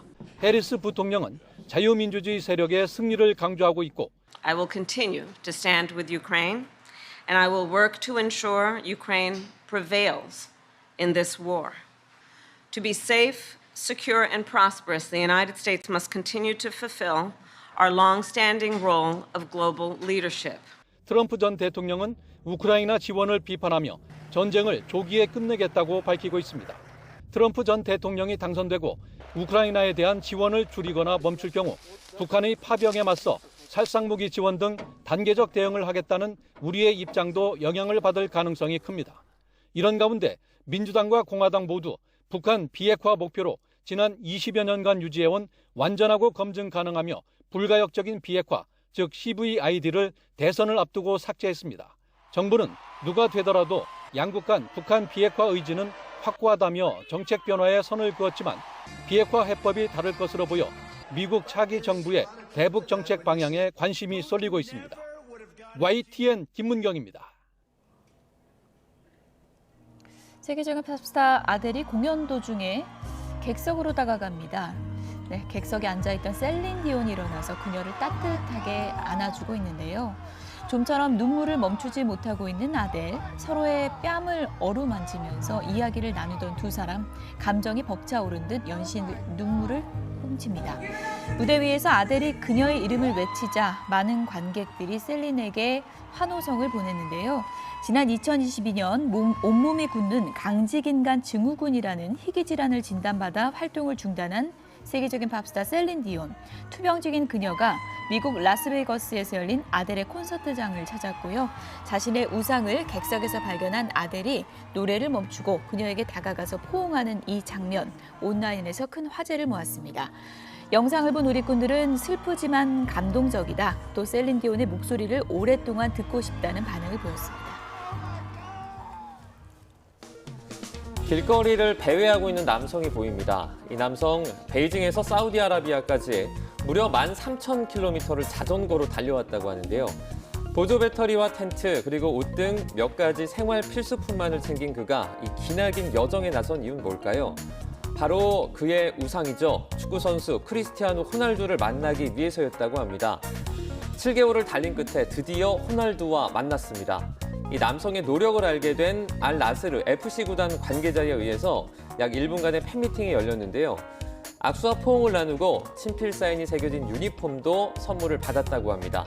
7개월을 달린 보람이 있을 것 같네요. 네, 이번엔 베트남입니다. 호아빈인데요. 줄에 매달린 남성 보이시죠? 짚라인을 타는 걸까요? 알고 보니 저 남성은요, 패러글라이딩을 하다가 낙하산이 전선에 걸려서 대롱대롱 매달리게 됐습니다. 신고를 받은 경찰과 전력공사 관계자까지 출동했지만 이 남성이 35kV급 전설에 걸려 있어서 곧바로 구조를 할 수가 없었다고 합니다. 결국 이 남성을 구조하기 위해서 마을 전력을 차단할 수밖에 없었는데요. 이로 인해 마을 전체가 1시간 이상 정전을 겪어야 했습니다. 다행히 큰 부상 없이 구조는 됐지만 정전으로 인한 손해로 추가로 처벌이 있을 수 있다고 하네요. 우통을 훌렁 벗은 한 남성이 흉기를 들고 마트에서 위험한 행동을 합니다. 잠시 뒤에 편안한 복장의 또 다른 남성이 마트에 들어섰는데요. 그러자 이 흉기 난동남 곧장이 남성에게 다가가서 목을 조르고 흉기를 휘두르면서 위협을 합니다. 그러다 이 흉기 난동남이 한눈을 팔자 위협을 받던 남성이 손목을 꺾어서 단숨에 제압하는데요. 뒤이어 경찰이 뛰어들어와서 남성을 체포하며 상황은 마무리됐습니다. 알고 보니 이 편한 복장의 남성은 인근 파출소에 근무하는 소장이었습니다. 중국에서 벌어진 일인데 영화 범죄도시 시리즈에 출연한 마동석의 실사판 같죠. 여기는 인도에 있는 재래시장입니다. 갑자기 한 가게에서 사람들이 황급하게 뛰쳐나오고 있는데요. 서로 뒤엉킨 채 아수라장이 된 가운데 가게에서 멀리 도망치려 안간힘을 쓰고 있습니다. 그 사이 가게 밖으로 거대한 연기와 함께 쉴 새 없이 불꽃까지 지금 나오고 있죠. 순식간에 시뻘건 화염까지 나오고 있습니다. 조사를 해봤더니 이 불이 난 가게는 허가받지 않은 무면허 폭죽 가게였습니다. 이번 화재로 인해 여성 1명이 다쳤고요. 차량 8대가 또 불에 탔지만 다행히 소방당국의 신속한 진화 작업으로 다른 건물로 번지진 않았습니다. 요즘 일교차가 10도 이상 벌어지는데요. 이럴 때는 고혈압과 당뇨가 있는 노약자는 이 뇌혈관 질환을 조심하셔야 합니다. 갑작스러운 팔다리 마비나 어지럼증, 두통이 생기면 뇌졸중을 의심해보고 꼭 병원을 찾아야 피해를 줄일 수 있습니다. 권민석 기자의 보도입니다. 뇌에 피를 공급하는 혈관이 막히거나 터져 사망에 이르는 뇌졸중은 국내 사망 원인 4위로 흔히 찬바람과 함께 온다고 알려졌습니다. 따뜻한 이불 속에서 나와 찬 공기를 맞으면 혈관이 수축하고 혈압이 상승해 더 위험할 수 있다는 겁니다. 실제 뇌혈관 질환으로 숨진 사람은 지난해 7월 1,800여 명에서 12월 2,200여 명으로 24% 느는 등 겨울철에 훨씬 많습니다. 또 일교차가 1도 높아지면 뇌졸중 발생 위험이 2.4% 증가하고 65세 이상에선 2.7%로 커진다는 연구도 있을 만큼 급격한 기온 변화가 주 요인으로 꼽힙니다. 한쪽 팔다리 마비 증세나 갑작스러운 언어, 시각장애, 어지럼증, 심한 두통이 나타나면 뇌졸중을 의심해봐야 합니다. 특히 이런 증상이 잠시 생겼다 사라지더라도 안심하지 말고 꼭 병원 검진을 받아봐야 합니다. 내가 지금 잠깐 컨디션이 안 좋았던 거겠지 하실 텐데 그 혈관에 이미 동맥경화가 크게 있는 상태에서 혈전이 생겼다가 열린 거거든요. 그 동맥경화가 없어진 게 아니기 때문에 다시 얼마든지 막힐 수가 있어요. 뇌졸중 발생 후 치료 골든타임은 3-4시간으로 신속한 대처가 무엇보다 중요하지만 10명 중 4명은 증세를 알아차리지 못해 피해를 키울 수 있습니다. 더욱이 운 좋게 위기를 넘기더라도 반신불수나 언어 장애 등 심한 후유증을 유발할 수 있어 큰 고통을 남깁니다. 겨울을 향해 가는 환절기, 고혈압과 당뇨를 비롯한 위험인자를 가진 만성 질환자와 노약자는 장시간 외출을 자제하고 추위에 갑자기 노출되지 않도록 각별한 건강관리가 필요합니다. YTN 권민석입니다. 최근 21호 태풍 콩네이가 발달하면서 올가을 한반도 부근에 이례적으로 11월 태풍이 북상하는 건 아닌지 우려가 나옵니다. 과거 73년 동안 우리나라는 11월에 태풍을 맞은 적이 단 한 차례도 없는데요. 과연 이번 태풍은 어디로 향할까요? 정혜용 기자가 분석했습니다. 필리핀 마닐라 동쪽 해상에서 세력을 키우고 있는 21호 태풍 콩네이입니다. 이북은 바다 온도는 여전히 30도에 육박하는 높은 상태로 태풍은 당분간 더 발달할 전망입니다. 또 이번 주 후반 태풍 중심 풍속은 시속 180km로 달리는 기차를 탈선시킬 정도의 매우 강한 수준까지 거세질 것으로 보입니다. 특히 최근 콩레이가 한반도와 일본 부근까지 북상할 가능성이 제기되면서 심상치 않은 태풍 경로에 대해 관심이 쏠렸습니다. 하지만 기상청이 새로 발표한 전망을 보면 태풍 콩레이가 한반도 부근까지 북상하는 이례적인 11월 태풍으로 기록될 가능성은 작습니다. 기상청은 태풍이 강하게 발달하긴 하지만 높은 산맥으로 둘러싸인 타이완을 통과한 뒤 세력이 약화하는 데다 남하하는 찬 공기에 가로막혀 중국 남부 해안에서 열대저하부로 변질할 것으로 예상했습니다. 태풍이 한반도에 직접적인 영향을 주기는 어렵다고 보는 겁니다. 실제로 통계 자료가 산출되기 시작한 1951년 이후 지난 73년 동안 11월에 태풍이 한반도에 직접 영향을 주거나 상륙한 적은 단 한 차례도 없었습니다. 통계적으로 11월에 태풍이 한반도에 영향을 준 사례는 없습니다. 제21호 태풍 콩레이는 강하게 발달할 가능성은 있지만 11월 1일경 타이완을 지나면서 급격히 강도가 약해지겠고 이후 중국 남부 해안을 따라 북상하는 과정 속에 북쪽의 찬 공기를 만나 추가로 약화될 전망입니다. 전문가들은 사상 첫 11월 태풍은 피했지만 올가을 폭염과 호우에 연이은 태풍까지 북상하고 있어 지속적인 경계와 대비가 필요하다고 강조합니다. 보통 이 시기에는 우리나라 상공으로 찬 공기가 남아 있기 때문에 태풍이 한반도 부근까지 북상하지 못합니다.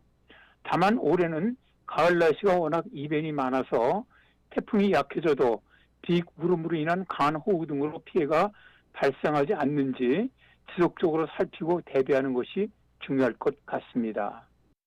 기상청은 이번 주 후반 남은 비구름 영향으로 제주도와 남해안을 중심으로 비바람이 강해지고 해상에는 최대 4m 이상의 높은 파도가 일겠다며 지속적인 대비와 주의를 당부했습니다. YTN 정혜윤입니다.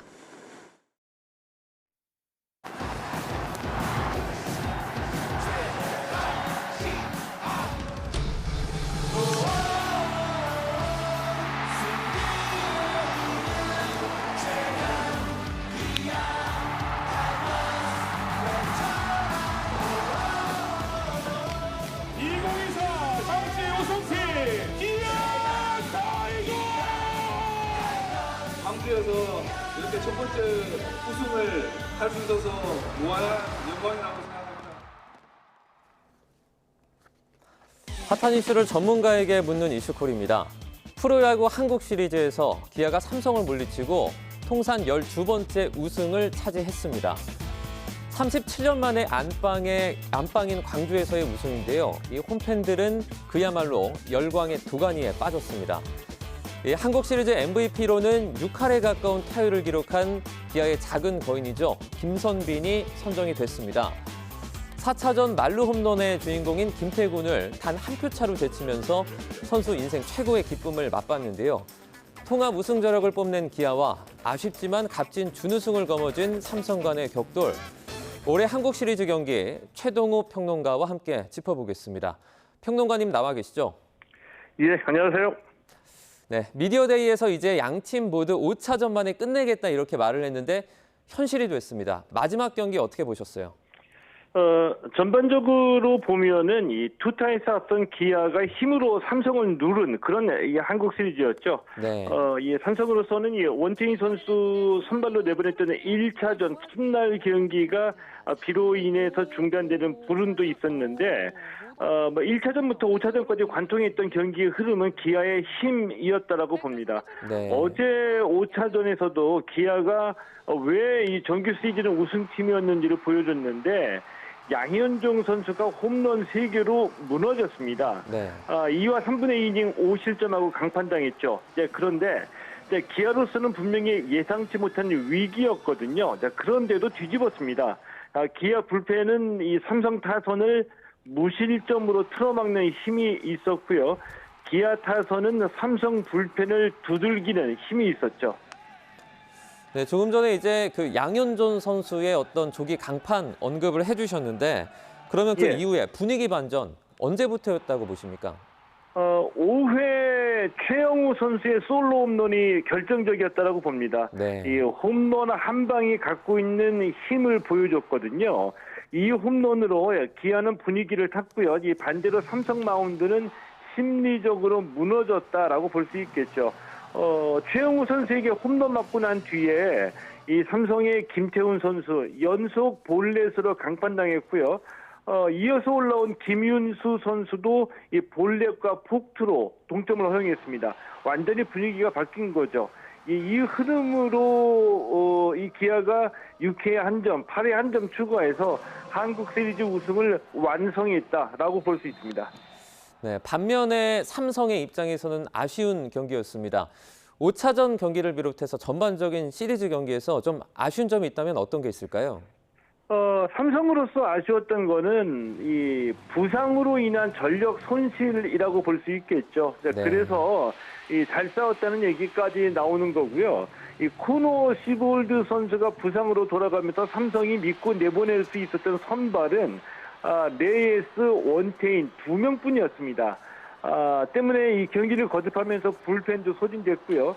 어제 경기에서는 불펜 싸움에서 완전히 패한 그런 경기가 돼버렸죠. 타선의 핵심인 구자욱 선수도 부상을 당했고요. 이 삼성이 홈런의 힘으로 한국 시리즈까지 올라왔는데 이 삼성 타선의 핵심인 구자욱 선수 이 부상으로 한국 시리즈에서 빠졌습니다. 이 삼성으로서는 불운이 겹쳤다라고 볼 수 있는 대목입니다. 이제 모든 선수들이 고생하고 정말 다 잘했지만 이번에 MVP로 기아의 김선빈이 선정이 됐습니다. 어떤 활약이 있었죠? 이 김선빈 선수 MVP 투표에서 99표 가운데 46표를 얻었거든요. 네. 이 김태군 선수를 한 표 차로 제치고 MVP 수상의 영광을 안았습니다. 네, 아슬아슬했죠. 예, 그랬죠. 네. 이 한국 시리즈 5경기 내내 안타를 때려내는 이 꾸준함이 돋보였거든요. 한국 시리즈에서 17타에서 10안타, 타율 5할 8푼 8리로 굉장히 뜨거웠습니다. 그중에도 2루타 3개, 3루타 1개 기록한 장타도 돋보였고요. 어제도 이 4타수 2안타로 활약하면서 기아의 타선을 이끌었는데 김선빈 하면 가장 먼저 떠오르는 게 신장 165cm입니다. 키가 작죠. 네. 그래서 이 프로 입단할 때부터 이 키가 작아서 안 된다 이런 얘기를 굉장히 많이 들었는데 이런 이 편견을 깨고 한국 시리즈 MVP까지 성장했습니다. 이 평론가님이 생각하시는 MVP가 만약에 좀 따로 있다면 누가 있을까요? 아쉬웠던 선수, 한 표 차로 MVP를 놓친 이 김태군 선수가 역시 MVP 줘도 될 만한 선수죠. 네.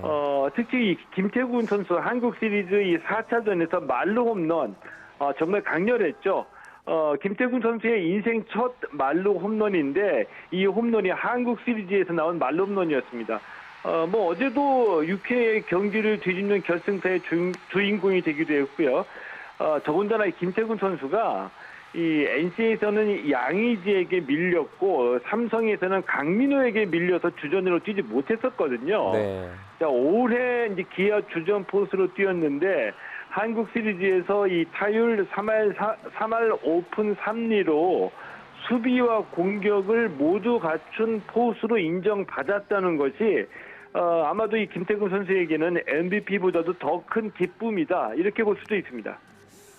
젊은 감독들 간의 지략 대결도 눈에 띄었습니다. 승자는 아무래도 이범호 감독일 것 같은데 이 대결에서 기억에 남는 전략이 있을까요? 지략이라는 면에서 봤을 때 이범호 감독의 이번 한국 시리즈 선수 기용의 백미는 비로 인해 중단됐다가 재개됐던 1차전에서 우한 이 전상현 선수를 올린 겁니다.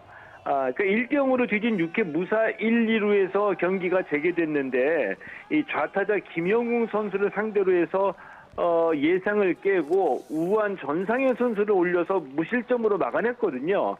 이 장면 굉장히 인상적이었고요. 그리고 이 기아의 전력이 좋았기 때문에 우승할 팀이 우승했다는 평가도 나오고는 있는데 자, 올 시즌 이 속사정을 살펴보면 기아도 위기가 많이 있었거든요. 네. 시즌 초부터 이 부상 선수들이 속출해서 전력의 공백이 있었는데 예를 들면 선발에서 이의리, 윤영철, 내일 선수 부상이 있었고요. 타선에서는 또 이 나성범 선수도 부상이 있었습니다. 그런데 이런 위기 때마다 이 적절하게 대체 선수를 투입해서 이 전력의 공백을 최소화한 이범호 감독의 능력도 충분히 평가를 받을 만하다라고 봅니다. 네, 올해 이제 한국 프로야구가 1000만 관중 시대를 열었잖아요. 예. 내년까지도 열기가 좀 꺼지지 않기를 기대해 보도록 하겠습니다. 여기까지 듣겠습니다. 최동호 스포츠 평론가와 함께했습니다. 고맙습니다. 취업준비생 10명 가운데 6명은 구직에 대한 기대가 낮은 소극적 구직자인 것으로 나타났습니다. 소극적 구직의 형태로는 형식만 갖춘 의례적 구직이 30.9%를 차지했고 구직 활동을 거의 안 하거나 쉬고 있다는 답변도 뒤를 이었습니다. 이와는 별개로 적극적인 구직에 나선 청년들의 올해 서류 전형 평균 합격률은 22.2%로 지난해 서류 전형 평균 합격률보다 6.1%포인트 낮아졌습니다. 또 올해 신규 채용 시장이 지난해보다 더 어렵다는 응답도 36.5%로 지난해 조사 때보다 6% 이상 높게 나타나 취업 문턱이 높아졌다고 느끼는 것으로 집계됐습니다. 예능 흑백요리사에 출연한 요리사와 협업한 상품을 내놓으면서 편의점 앱 사용자 수가 급증했습니다. 앱 사용자 전문 분석 업체 YG앱 리테일 굿즈에 따르면 우승자 권성준 요리사의 티라미수 제품 예약을 받은 이번 달 둘째 주 CU앱의 주간 사용자 수는 137만 명으로 역대 최대를 기록했습니다. GS25도 10월 3주 차에 조광효 요리사의 중식 시리즈 예약이 시작이 된 뒤 사용자 수가 241만 명으로 집계돼 주간 기준 가장 많은 이용자 수를 기록했습니다. 전세 사기 여파에 고금리까지 겹쳐 냉기가 돌았던 오피스텔 시장. 그런데 요즘 들어서 오피스텔을 찾는 이들이 늘고 있습니다. 치솟는 집값에 한국은행의 기준금리 인하로 인해서 오피스텔 투자 수요가 유입되기 시작한 것으로 보이는데요. 최두희 기자가 다녀왔습니다. 서울 마포구의 한 오피스텔. 지난달 전용 면적 31제곱미터가 3억 6천만 원에 거래돼 신고가를 기록했습니다. 같은 지역의 다른 오피스텔도 전용 면적 36제곱미터가 2억 3,500만 원에 거래되며 신고가를 찍었습니다. 정부의 대출 규제에다 치솟은 아파트 값에 대한 피로감이 이어지면서 아파트 대체제로 꼽히는 오피스텔에 대한 관심이 차츰 커지는 분위기입니다. 아파트 규제가 심해지다 보니까 최근 들어서 오피스텔도 가격이 약간 상승되는 분위기를 느낄 수 있습니다. 요즘에는 계약 기간이 끝나면 한 6, 7% 거의 10% 이상씩 올라가는. 지난달 서울에서 거래된 오피스텔 가운데 15%가 신고가에 팔리는 등 침체에 빠졌던 오피스텔 시장이 최근 들어 회복세를 보이고 있습니다. 지난 3분기 서울 오피스텔 매매 가격은 상승 전환했는데 월별로 보면 2022년 8월 이후 23개월 연속 하락하다가 7월 들어 보합 전환한 뒤 2개월 연속 상승세입니다. 이렇게 오피스텔 시장이 들썩이는 건 정부가 지난 8월 비아파트 활성화 대책을 내놓으면서 오피스텔 투자 환경이 나아졌기 때문입니다. 이에 더해 최근 한국은행이 기준금리를 인하하면서 금리에 민감한 오피스텔에 대한 투자 수요도 덩달아 높아지고 있습니다. 오피스텔은 매매 차익형보다 임대 수익형 등의 고려가 많은 가운데 금리 인하와 월세 가격 상승 등에 따라 수익이 좋아질 것이라는 기대감이 작용을 하면서 실제로 전국 오피스텔 평균 수익률은 지난 2022년 3월 이후 30개월 연속 상승세입니다. 다만 오피스텔 시장의 회복 여부는 향후 추이를 좀 더 지켜봐야 한다는 신중론도 적지 않습니다. 전문가들은 오피스텔에 투자할 경우 안정적인 임대 수요 여부를 꼼꼼히 따져보고 매매 가격이 높을 경우 수익률이 낮아질 수 있다는 점 등을 유의해야 한다고 조언합니다. YTN 최두입니다. 네, 북한 파병과 관련해서 조금 전에 속보가 들어왔습니다. 우리 국정원에서 밝힌 내용입니다. 북한과 러시아 간의 병력 이동이 진행 중인 것으로 판단이 된다. 이런 얘기가 있었고요. 그리고 북한 최선희의 러시아 방문과 관련해서 고위급 간의 파병 반대 대응 논의가 예상된다. 이런 내용을 국정원이 밝혔습니다. 북한에서는 현재 파병과 관련해서 이 파병한 사실의 그 확산과 관련한 내부 대책을 북한이 고심하고 있다. 이런 내용도 전해졌고요. 북한에서 지금 장교의 휴대전화 사용을 금지하고 있고 파병 가족에게는 이 훈련과 관련해서 거짓말을 하고 있는 것으로 보인다라는 보고도 있었습니다. 지금 국정원의 발표 내용이 속속 속보로 전해지고 있는데요. 정대진 원주 한라대 교수 이 자리에 나와 계신데요. 교수님과 함께 이 내용들을 좀 짚어보도록 하겠습니다. 어서 오세요. 안녕하십니까? 네. 지금 미국에서도 뭐 파병 규모 10,000명이다 이렇게 좀 3,000명에서 늘려서 잡고 있고 지금 국정원에서 발표한 내용을 보면은 전선으로 이동하고 있다 이런 정황은 좀 명확해지고 있는 것 같죠? 예, 그렇죠. 예. 사실관계는 명확해지고 있는 거고 생각보다는 조금 빠른 것 같습니다. 예. 이걸 다시 한번 복기를 해보면은 10월 8일에 가서 지금 약 한 3주 만에 전선까지 가서 이제 투입이 임박한 상황까지 갔다는 거는 한 3주간의 모든 기술적 준비를 마친 것으로 보지는 않고요. 그 전부터 이미 북한이 파병과 그리고 실전에 대비한 준비를 했다고밖에 추정할 수밖에 없죠. 그러니까 보통 우리가 추정할 때는 지금 북한군이 보통 산악지대에 적응이 되어 있는 부대이기 때문에 평야지대인 저 러시아 우크라이나 전장에서는 좀 활약하지 못할 것이다라고 하는 추정들을 많이 했는데 예. 그 전에 이미 그 김정은이 푸틴과 이제 조약도 맺고 그리고 특별히 이제 러시아와 특수관계들을 만들어 나가는 그 시점부터 파병을 염두에 두고 북한 내부에서부터 준비를 했을 가능성 이제는 좀 배제할 수가 없는 것이죠. 그러니까 준비된 상태에서 가자마자 이제 실제 전장으로 그러니까 파병을 보내기까지는 조금 시간이 걸리고 결정하는데 오래 걸렸지만 예. 일단 파병이 된 이상은 지금 북한식의 이제 속도전으로 실전에 지금 임박한 상태로 보입니다. 예.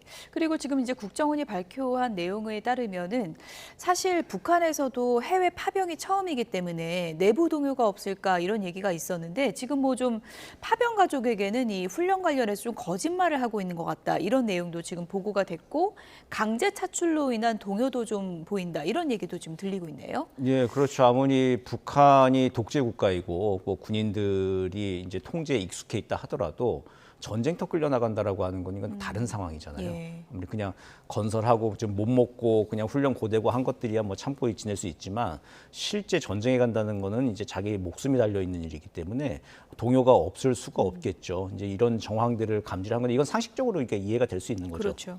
그리고 또 우리 국정원의 아마 정보 능력으로는 북한의 이제 그 동향들을 속속들이 알 수는 있습니다. 여러 가지 감청 기술과 또 위성 기술 등 뭐 여러 가지 정보들을 통해서 지금 뭐 휴민트 인적 정보는 지금 끊겨 있는 상태긴 하지만 예. 다른 이제 정보들을 통해서 충분히 북한의 동향은 파악할 수 있는데 이것들을 지금 세세히 지금 국정원이 좀 이야기를 좀 하고 있죠. 근데 예. 이제 이걸 통해서 무엇을 노리는가라고 하는 건데 이제 북을 좀 압박하고 상황을 좀 알리고자 하는 것일 텐데요. 근데 이제 이걸 통해서 이제 북이 또 혹시 또 더 자극을 받거나 혹은 우리의 정보 탐지 루트에 대해서 또 역추적을 한다거나 하는 것들은 예. 조금 좀 신중할 필요가 있어 보입니다. 일단 뭐 파병 소문이 퍼지고 있다. 10,000명 규모라면은 뭐 가족을 다 격리할 수도 없는 문제일 테고 일단은 좀 거짓말을 하면서 뭐 이렇게 좀 북한이 무마하려는 것 같은데 언제까지 이걸 막을 수는 없는 거겠죠. 뭐 그렇죠. 예. 지금 뭐 당장 몇 달은 가능할 수 있겠지만 예. 실제로 전장에 나갔다가 전사자가 돼서 안 돌아온다거나 이랬을 땐 또 어떻게 알릴 것인가. 이게 아무리 독재 국가라 하더라도 자기 가족이 이제 죽었다라고 하는 사실에 대한 통지는 하거든요. 하고 또 거기에 대해서 뭐 나라를 위해 충성하다 죽었다를 겉으로는 그럴 수 있겠지만 그 내면에 어떤 마음들이 좀 있겠습니까? 이거는 인간의 그 기본 심리이기 때문에 북한도 이제 그 정권도 그걸 알고 있기 때문에 이게 정보가 유출되고 확산되고 불안과 동요가 생기지 않도록 막는데 지금 최선을 다하고 있을 것이다. 이렇게 추정이 가능합니다. 네, 아무래도 지금 북한 파병에 굉장히 관심이 집중되어 있는 상황이어서 국정원이 여러 가지 이제 정보를 이제 공개를 한 것인데요. 지금 북한군이 러시아에 가서 제대로 이거 적응이나 할 수 있겠는가 이런 얘기도 있었는데 지금 국정원 발표 내용을 보면은 러시아에서 지금 북한군에게 군사 용어를 좀 교육하고 있다라고 하면서 뭐 북한군이 여러 가지를 좀 어려워하고 있다라는 후문도 들려온다 이런 내용도 있더라고요. 예, 지금 보면은 러시아에 가서 러시아 편지에 따라서 아마 그 전투와 작전 수행을 하게 되는 것 같아요. 지금 러시아 예. 단독으로 북한군이 예. 일정 지역을 맡아가지고 지금 하는 상황은 아닌 것 같고 그 지역에서 러시아 편지에 따라서 러시아의 지휘를 받기 때문에 이제 러시아 군사 용어도 익히고 해야 되는 건데 그것 때문에 과연 짧은 시간 안에 러시아군과 이게 동기화가 되어가지고 작전을 수행할 수 있을 것인가? 예. 이게 좀 궁금한 점이었습니다. 예. 그런데 이제 실제 지금 전장엔 가까이 갔고 저기서 또 현장에 약간 후방에서 또 훈련을 한 다음에 또 투입이 될지 예. 또 바로 투입이 될지 이제 이거는 또 예. 봐야 되는 것이죠. 근데 바로 투입이 된다라고 한다면 그게 이제 러시아 이제 육군 보병 전술에서 일회용 보병으로 사용이 되게 되는 것인데 예. 그 일회용 보병으로 사용되기 위해서 북한군을 이렇게 파병을 했을까? 이제 이것도 조금 의구심이 들고 러시아가 또 그만큼 그게 굉장히 절실한 상황이니까 우크라이나보다 훨씬 예. 이런 상황도 약간 좀 의문이긴 합니다. 그래서 조금 지켜봐야 되긴 하겠습니다만은 예. 현재까지 어쨌든 러시아군 편제에 따라서 예. 러시아 전술을 익히고 러시아 이제 지휘에 따라서 이제 전투를 할 것으로 이제 보인다. 이제 이 정도까지가 현재 상황 평가인 예. 것 같습니다. 그러니까 국정원 보고가 지금 속속 저희가 속보로도 전해드리고 있는데 핵심적인 내용을 제가 다시 한번 전해드리면 일단 지금 전선 이동 정황은 뚜렷하게 지금 확인이 되고 있다 이런 내용이고요. 지금 북한 내부적으로는 이 파병에 대한 소문이 퍼지면서 강제 차출 이런 부분도 소문이 나고 하면서 좀 동요가 감지되고 있다 이런 내용 그리고 파병된 북한 군인들이 뭐 언어나 이런 부분을 좀 훈련받고 있지만 좀 어려워하고 있다 이런 후문도 들려온다 이런 내용들이 오늘 국정원 보고로 이어졌습니다. 미국으로 시선을 좀 옮겨보면 바이든 미국 대통령이 파병 문제를 직접 언급을 했고요. 매우 위험한 일이다 이렇게 얘기를 했더라고요. 지금 미국에서 공식적으로 이제 파병을 인정하면서 10,000명까지 늘렸다는 거는 초반에 좀 확인된 부분이 좀 축소돼서 확인된 건가요? 아니면 좀 어떻게 좀 이해를 하면 되겠습니까? 초반에 정보 사실들 좀 공유하겠지만 확인 과정이 조금 오래 걸린 거겠죠. 예. 그리고 또 초반에 한 3,000명 얘기되던 거에서 뭐 실제로 뭐 한미가 이제 정보 평가를 했을 때 10,000명으로 이제 합치를 한 것이겠죠. 예. 그러다 보니까 이제 10,000명이라고 하는 단어가 이제 대통령의 입에서 이제 나오게 된 것일 텐데 초기에는 조금 미국 측에도 신중한 검토를 하다가 그러니까 이게 확전이 되는 거잖아요. 이게 예. 우크라이나 러시아 전쟁이 아니라 이제 북한이 끼어들게 되면 이게 국제전이 되는 겁니다. 예. 그리고 또 지금 우리도 계속 뭔가 발을 담글 듯한 지금 제스처들을 취하고 있는데 그렇게 되면 완전히 이제 국제전이 지금 되는 양상이 되죠.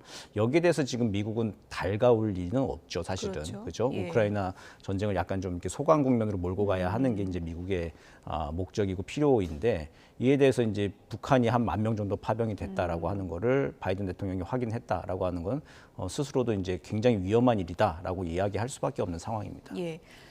북한군을 전투에 투입한다면 합법적인 공격 대상이다 이렇게도 명시를 했던데 그건 어떻게 이해를 하면 됩니까? 예, 그렇죠. 이제 예. 북한이 러시아와 함께 교전을 하게 된다. 예. 그 현대 그 국제인도법 전쟁법에서의 가장 핵심 원칙은 전투원과 비전투원을 가르는 겁니다. 그러니까 전투는 군복 입은 사람들끼리 하라라고 하는 것이거든요. 그러면서 비전투원 민간인들을 이제 특별히 보호하는 게 국제인도법 전쟁법에서 다루고 있는 핵심적인 목표인데 여기에 러시아 군복을 입고 지금 북한군이 참전하는 걸로 지금 알려져 있잖아요.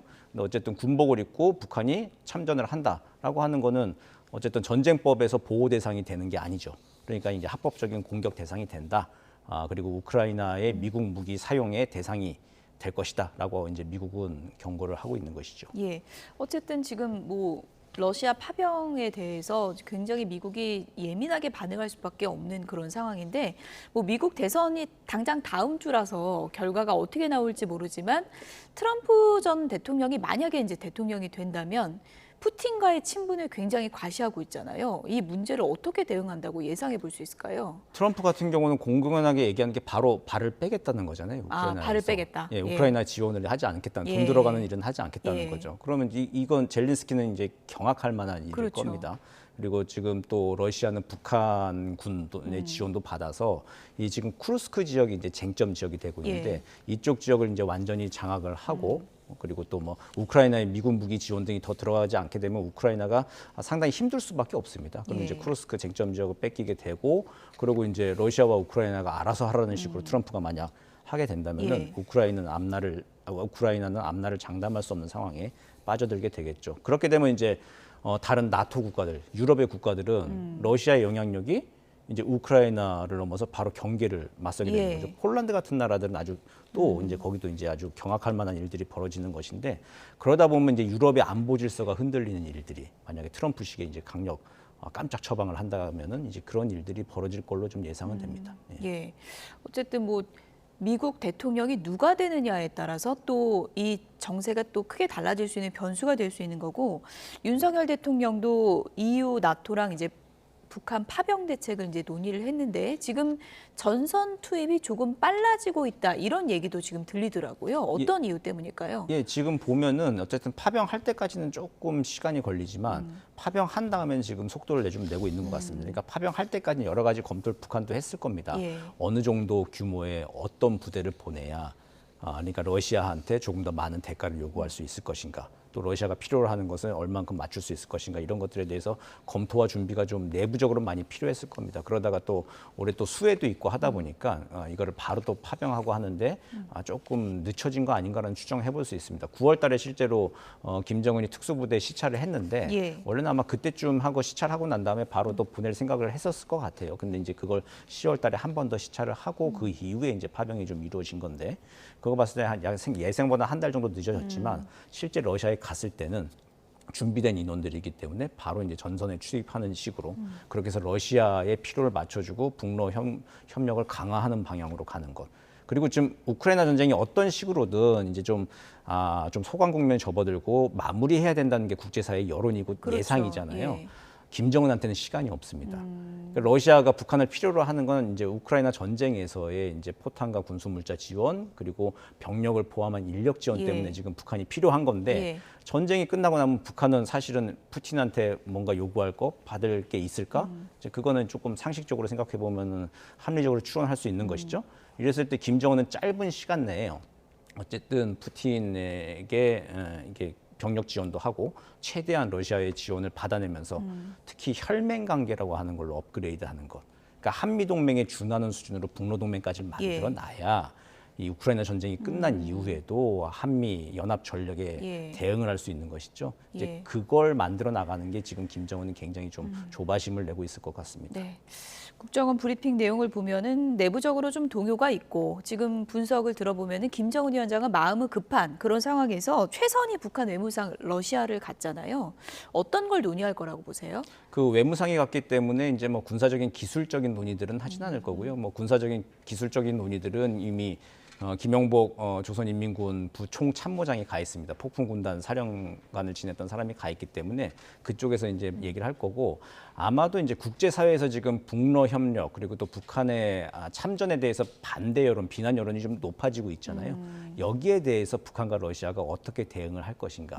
그리고 또 이제 그 유엔에서 북한의 러시아 파병에 관련된 회의가 30일 열리기로 지금 되어 있는데 그때 이제 어떻게 대응할 것인가라고 하는 것을 북러가 북한식 표현대로 하나의 참모부가 되어가지고 논의를 해야 되는 시점이죠. 그러다 보니까 이제 최선희가 급하게 좀 러시아를 간 것 같고 초청 주체도 좀 명확하게 안 나온 것 같아요. 북한 보도를 보면. 그러니까 조금 급하게 간 건 사실인 것 같습니다. 긴급하게 간 것 같다. 예. 김정은 위원장의 러시아 방문 뭐 날짜 잡는다 이런 얘기도 있던데 그런 추측도 가능한 건가요? 그렇죠. 그거는 뭐 기정사실화돼 있는 거고 이제 시기의 문제일 건데 이번에 간 김에 이제 전략 대화라고 하는 거죠. 외무상이 갔으니까 그쪽 외무상 만나고 하면 이게 전략 대화가 되는 건데 이제 그 푸틴이 한 2번이나 최근에 또 왔으니까 또 러시아에 또 김정은이 또 방러를 하는 것 이제 이런 것들을 보여주는 것, 그 날짜를 조율하는 것 이제 이것들이 아마 최선희 이번 방러의 또 가장 중요한 과제일 것 같습니다. 오늘 나오셨으니까 국정원 브리핑 내용 중에 좀 눈에 띄는 부분이 있어서 이것도 좀 제가 여쭙겠습니다. 김주의 지위가 격상된 것 같다. 이런 오늘 브리핑 내용이 있었습니다. 김여정 부부장의 뭐 안내를 받았다. 이렇게 지금 분석을 하고 있는데 국정원의 이 브리핑 내용은 어떻게 보십니까? 김주애가 등장한 지 한 2년 됐죠. 이제 2022년도부터 이때쯤 나왔으니까 딱 만 2년이 됐는데 그때하고는 조금 많이 달라진 건 사실인 것 같습니다. 이제 그때 이제 김여정이 약간 좀 김주애가 나온 자리에서 그 주변부 자리로 좀 배치가 되고 하는 모습 보면서 권력 이동설이 좀 있다, 뭐 아니다, 후계자다 아니다 그런 논의들이 많이 있었지만 근데 이제 김주애의 지난 2년간 행보들을 봤을 때는 위상이 높아진 건 맞는 것 같아요. 그리고 아마 또 국정원의 보고대로 만약 김여정의 안내를 받고 있다라고 하면은 그 로얄 패밀리 백두혈통 가게 내에서는 좀 내부적으로는 어느 정도 좀 정리가 된 상태다라고 좀 볼 수밖에 없는 것이죠. 근데 우리는 어쨌든 국정원 보고를 보고 이야기를 하는 것이니까 아직은 뭐 추정할 수밖에 없는 상황입니다. 여러 뭐 정황만 가지고는 얘기할 수 없고 공식 무슨 뭐 지금 지위가 부여된 건 아니니까요. 최근에 김정은 위원장이 뭔가 좀 불안감이 커진 게 아니냐 이런 추측들도 있었는데 오늘 또 국정원 발표가 김정은 위원장이 암살 가능성을 의식해서 최근에 경호 수위를 격상하고 있다 이런 내용도 있더라고요. 최근에 좀 그런 좀 불안감이 좀 증폭된 부분이 있을까요? 이제 부대 시찰을 할 때도 자기 군부대 시찰을 하는데도 옆에 이제 그 무장 경호 기관 소총 자동 소총 무장 경호원들이 옆에 배치돼 있고 합니다. 예. 그러니까 이렇게 사격 훈련하는 것들을 이제 실사하는 자격에서 그러니까 자기 군인들도 이제 믿지 못하는 그런 상황들인 것이죠. 예. 근데 뭐 독재자일수록 시간이 갈수록 또 뭐 그 신변의 불안감을 느끼고 경호를 높이고 하는 거는 이제 동서고금 막론하고 다 우리가 알고 있는 사실이잖아요. 예. 아마 그 사례 패턴대로 지금 가고 있는 상황인 것 같습니다. 이런 뭐 체제나 본인 신변에 대한 불안감이 뭐 미국 대선 앞두고 전후에 뭐 도발로 이어지진 않을까 이런 우려도 있는데요. 추이를 좀 지켜봐야 될 것 같습니다. 지금까지 정대진 원주 한라대 교수였습니다. 오늘 말씀 감사드립니다. 오늘은 대체로 흐린 가운데 낮 동안 선선한 날씨가 이어지겠습니다. 현장 연결해 이 시각 날씨 알아보겠습니다. 이혜민 캐스터. 네, 하늘공원에 나와 있습니다. 네, 체감상 제법 기온이 떨어진 것 같아요. 네, 맞습니다. 현재 서울 하늘은 흐린 가운데 선선함이 느껴지고 있습니다. 현재 기온은 17도로 이맘때 낮 기온을 보이고 있고요. 지금 하늘도 굉장히 흐린 상황입니다. 또 오전까지 내리던 비도 모두 그쳐서 낮 동안 활동하는 데 큰 불편은 없겠습니다. 다만 해가 지면 기온이 빠르게 떨어지는 만큼 큰 일교차에 대비한 옷차림 하셔야겠습니다. 오늘은 종일 흐린 하늘이 이어지겠습니다. 지금 일부 중서부 지역과 제주도에는 산발적인 비구름이 지나고 있는데요. 오늘 낮까지 약한 비가 내리거나 빗방울이 떨어지겠습니다. 오늘 낮 기온은 서울 18도, 광주와 대구 20도로 선선하겠습니다. 내일부터는 다시 전국적으로 맑은 하늘이 드러나겠는데요. 당분간 예년 기온을 웃도는 가운데 일교차가 클 것으로 전망됩니다. 내일까지 남해안과 제주도를 중심으로는 순간적으로 초속 15m 안팎의 강한 바람이 불겠습니다. 날아갈 수 있는 시설물은 다시 한번 점검하시는 게 좋겠습니다. 지금까지 YTN 이혜민입니다. 뉴스나 오늘 순서는 여기서 마치겠습니다. 내일도 생생한 뉴스로 찾아뵙겠습니다. 여러분 고맙습니다.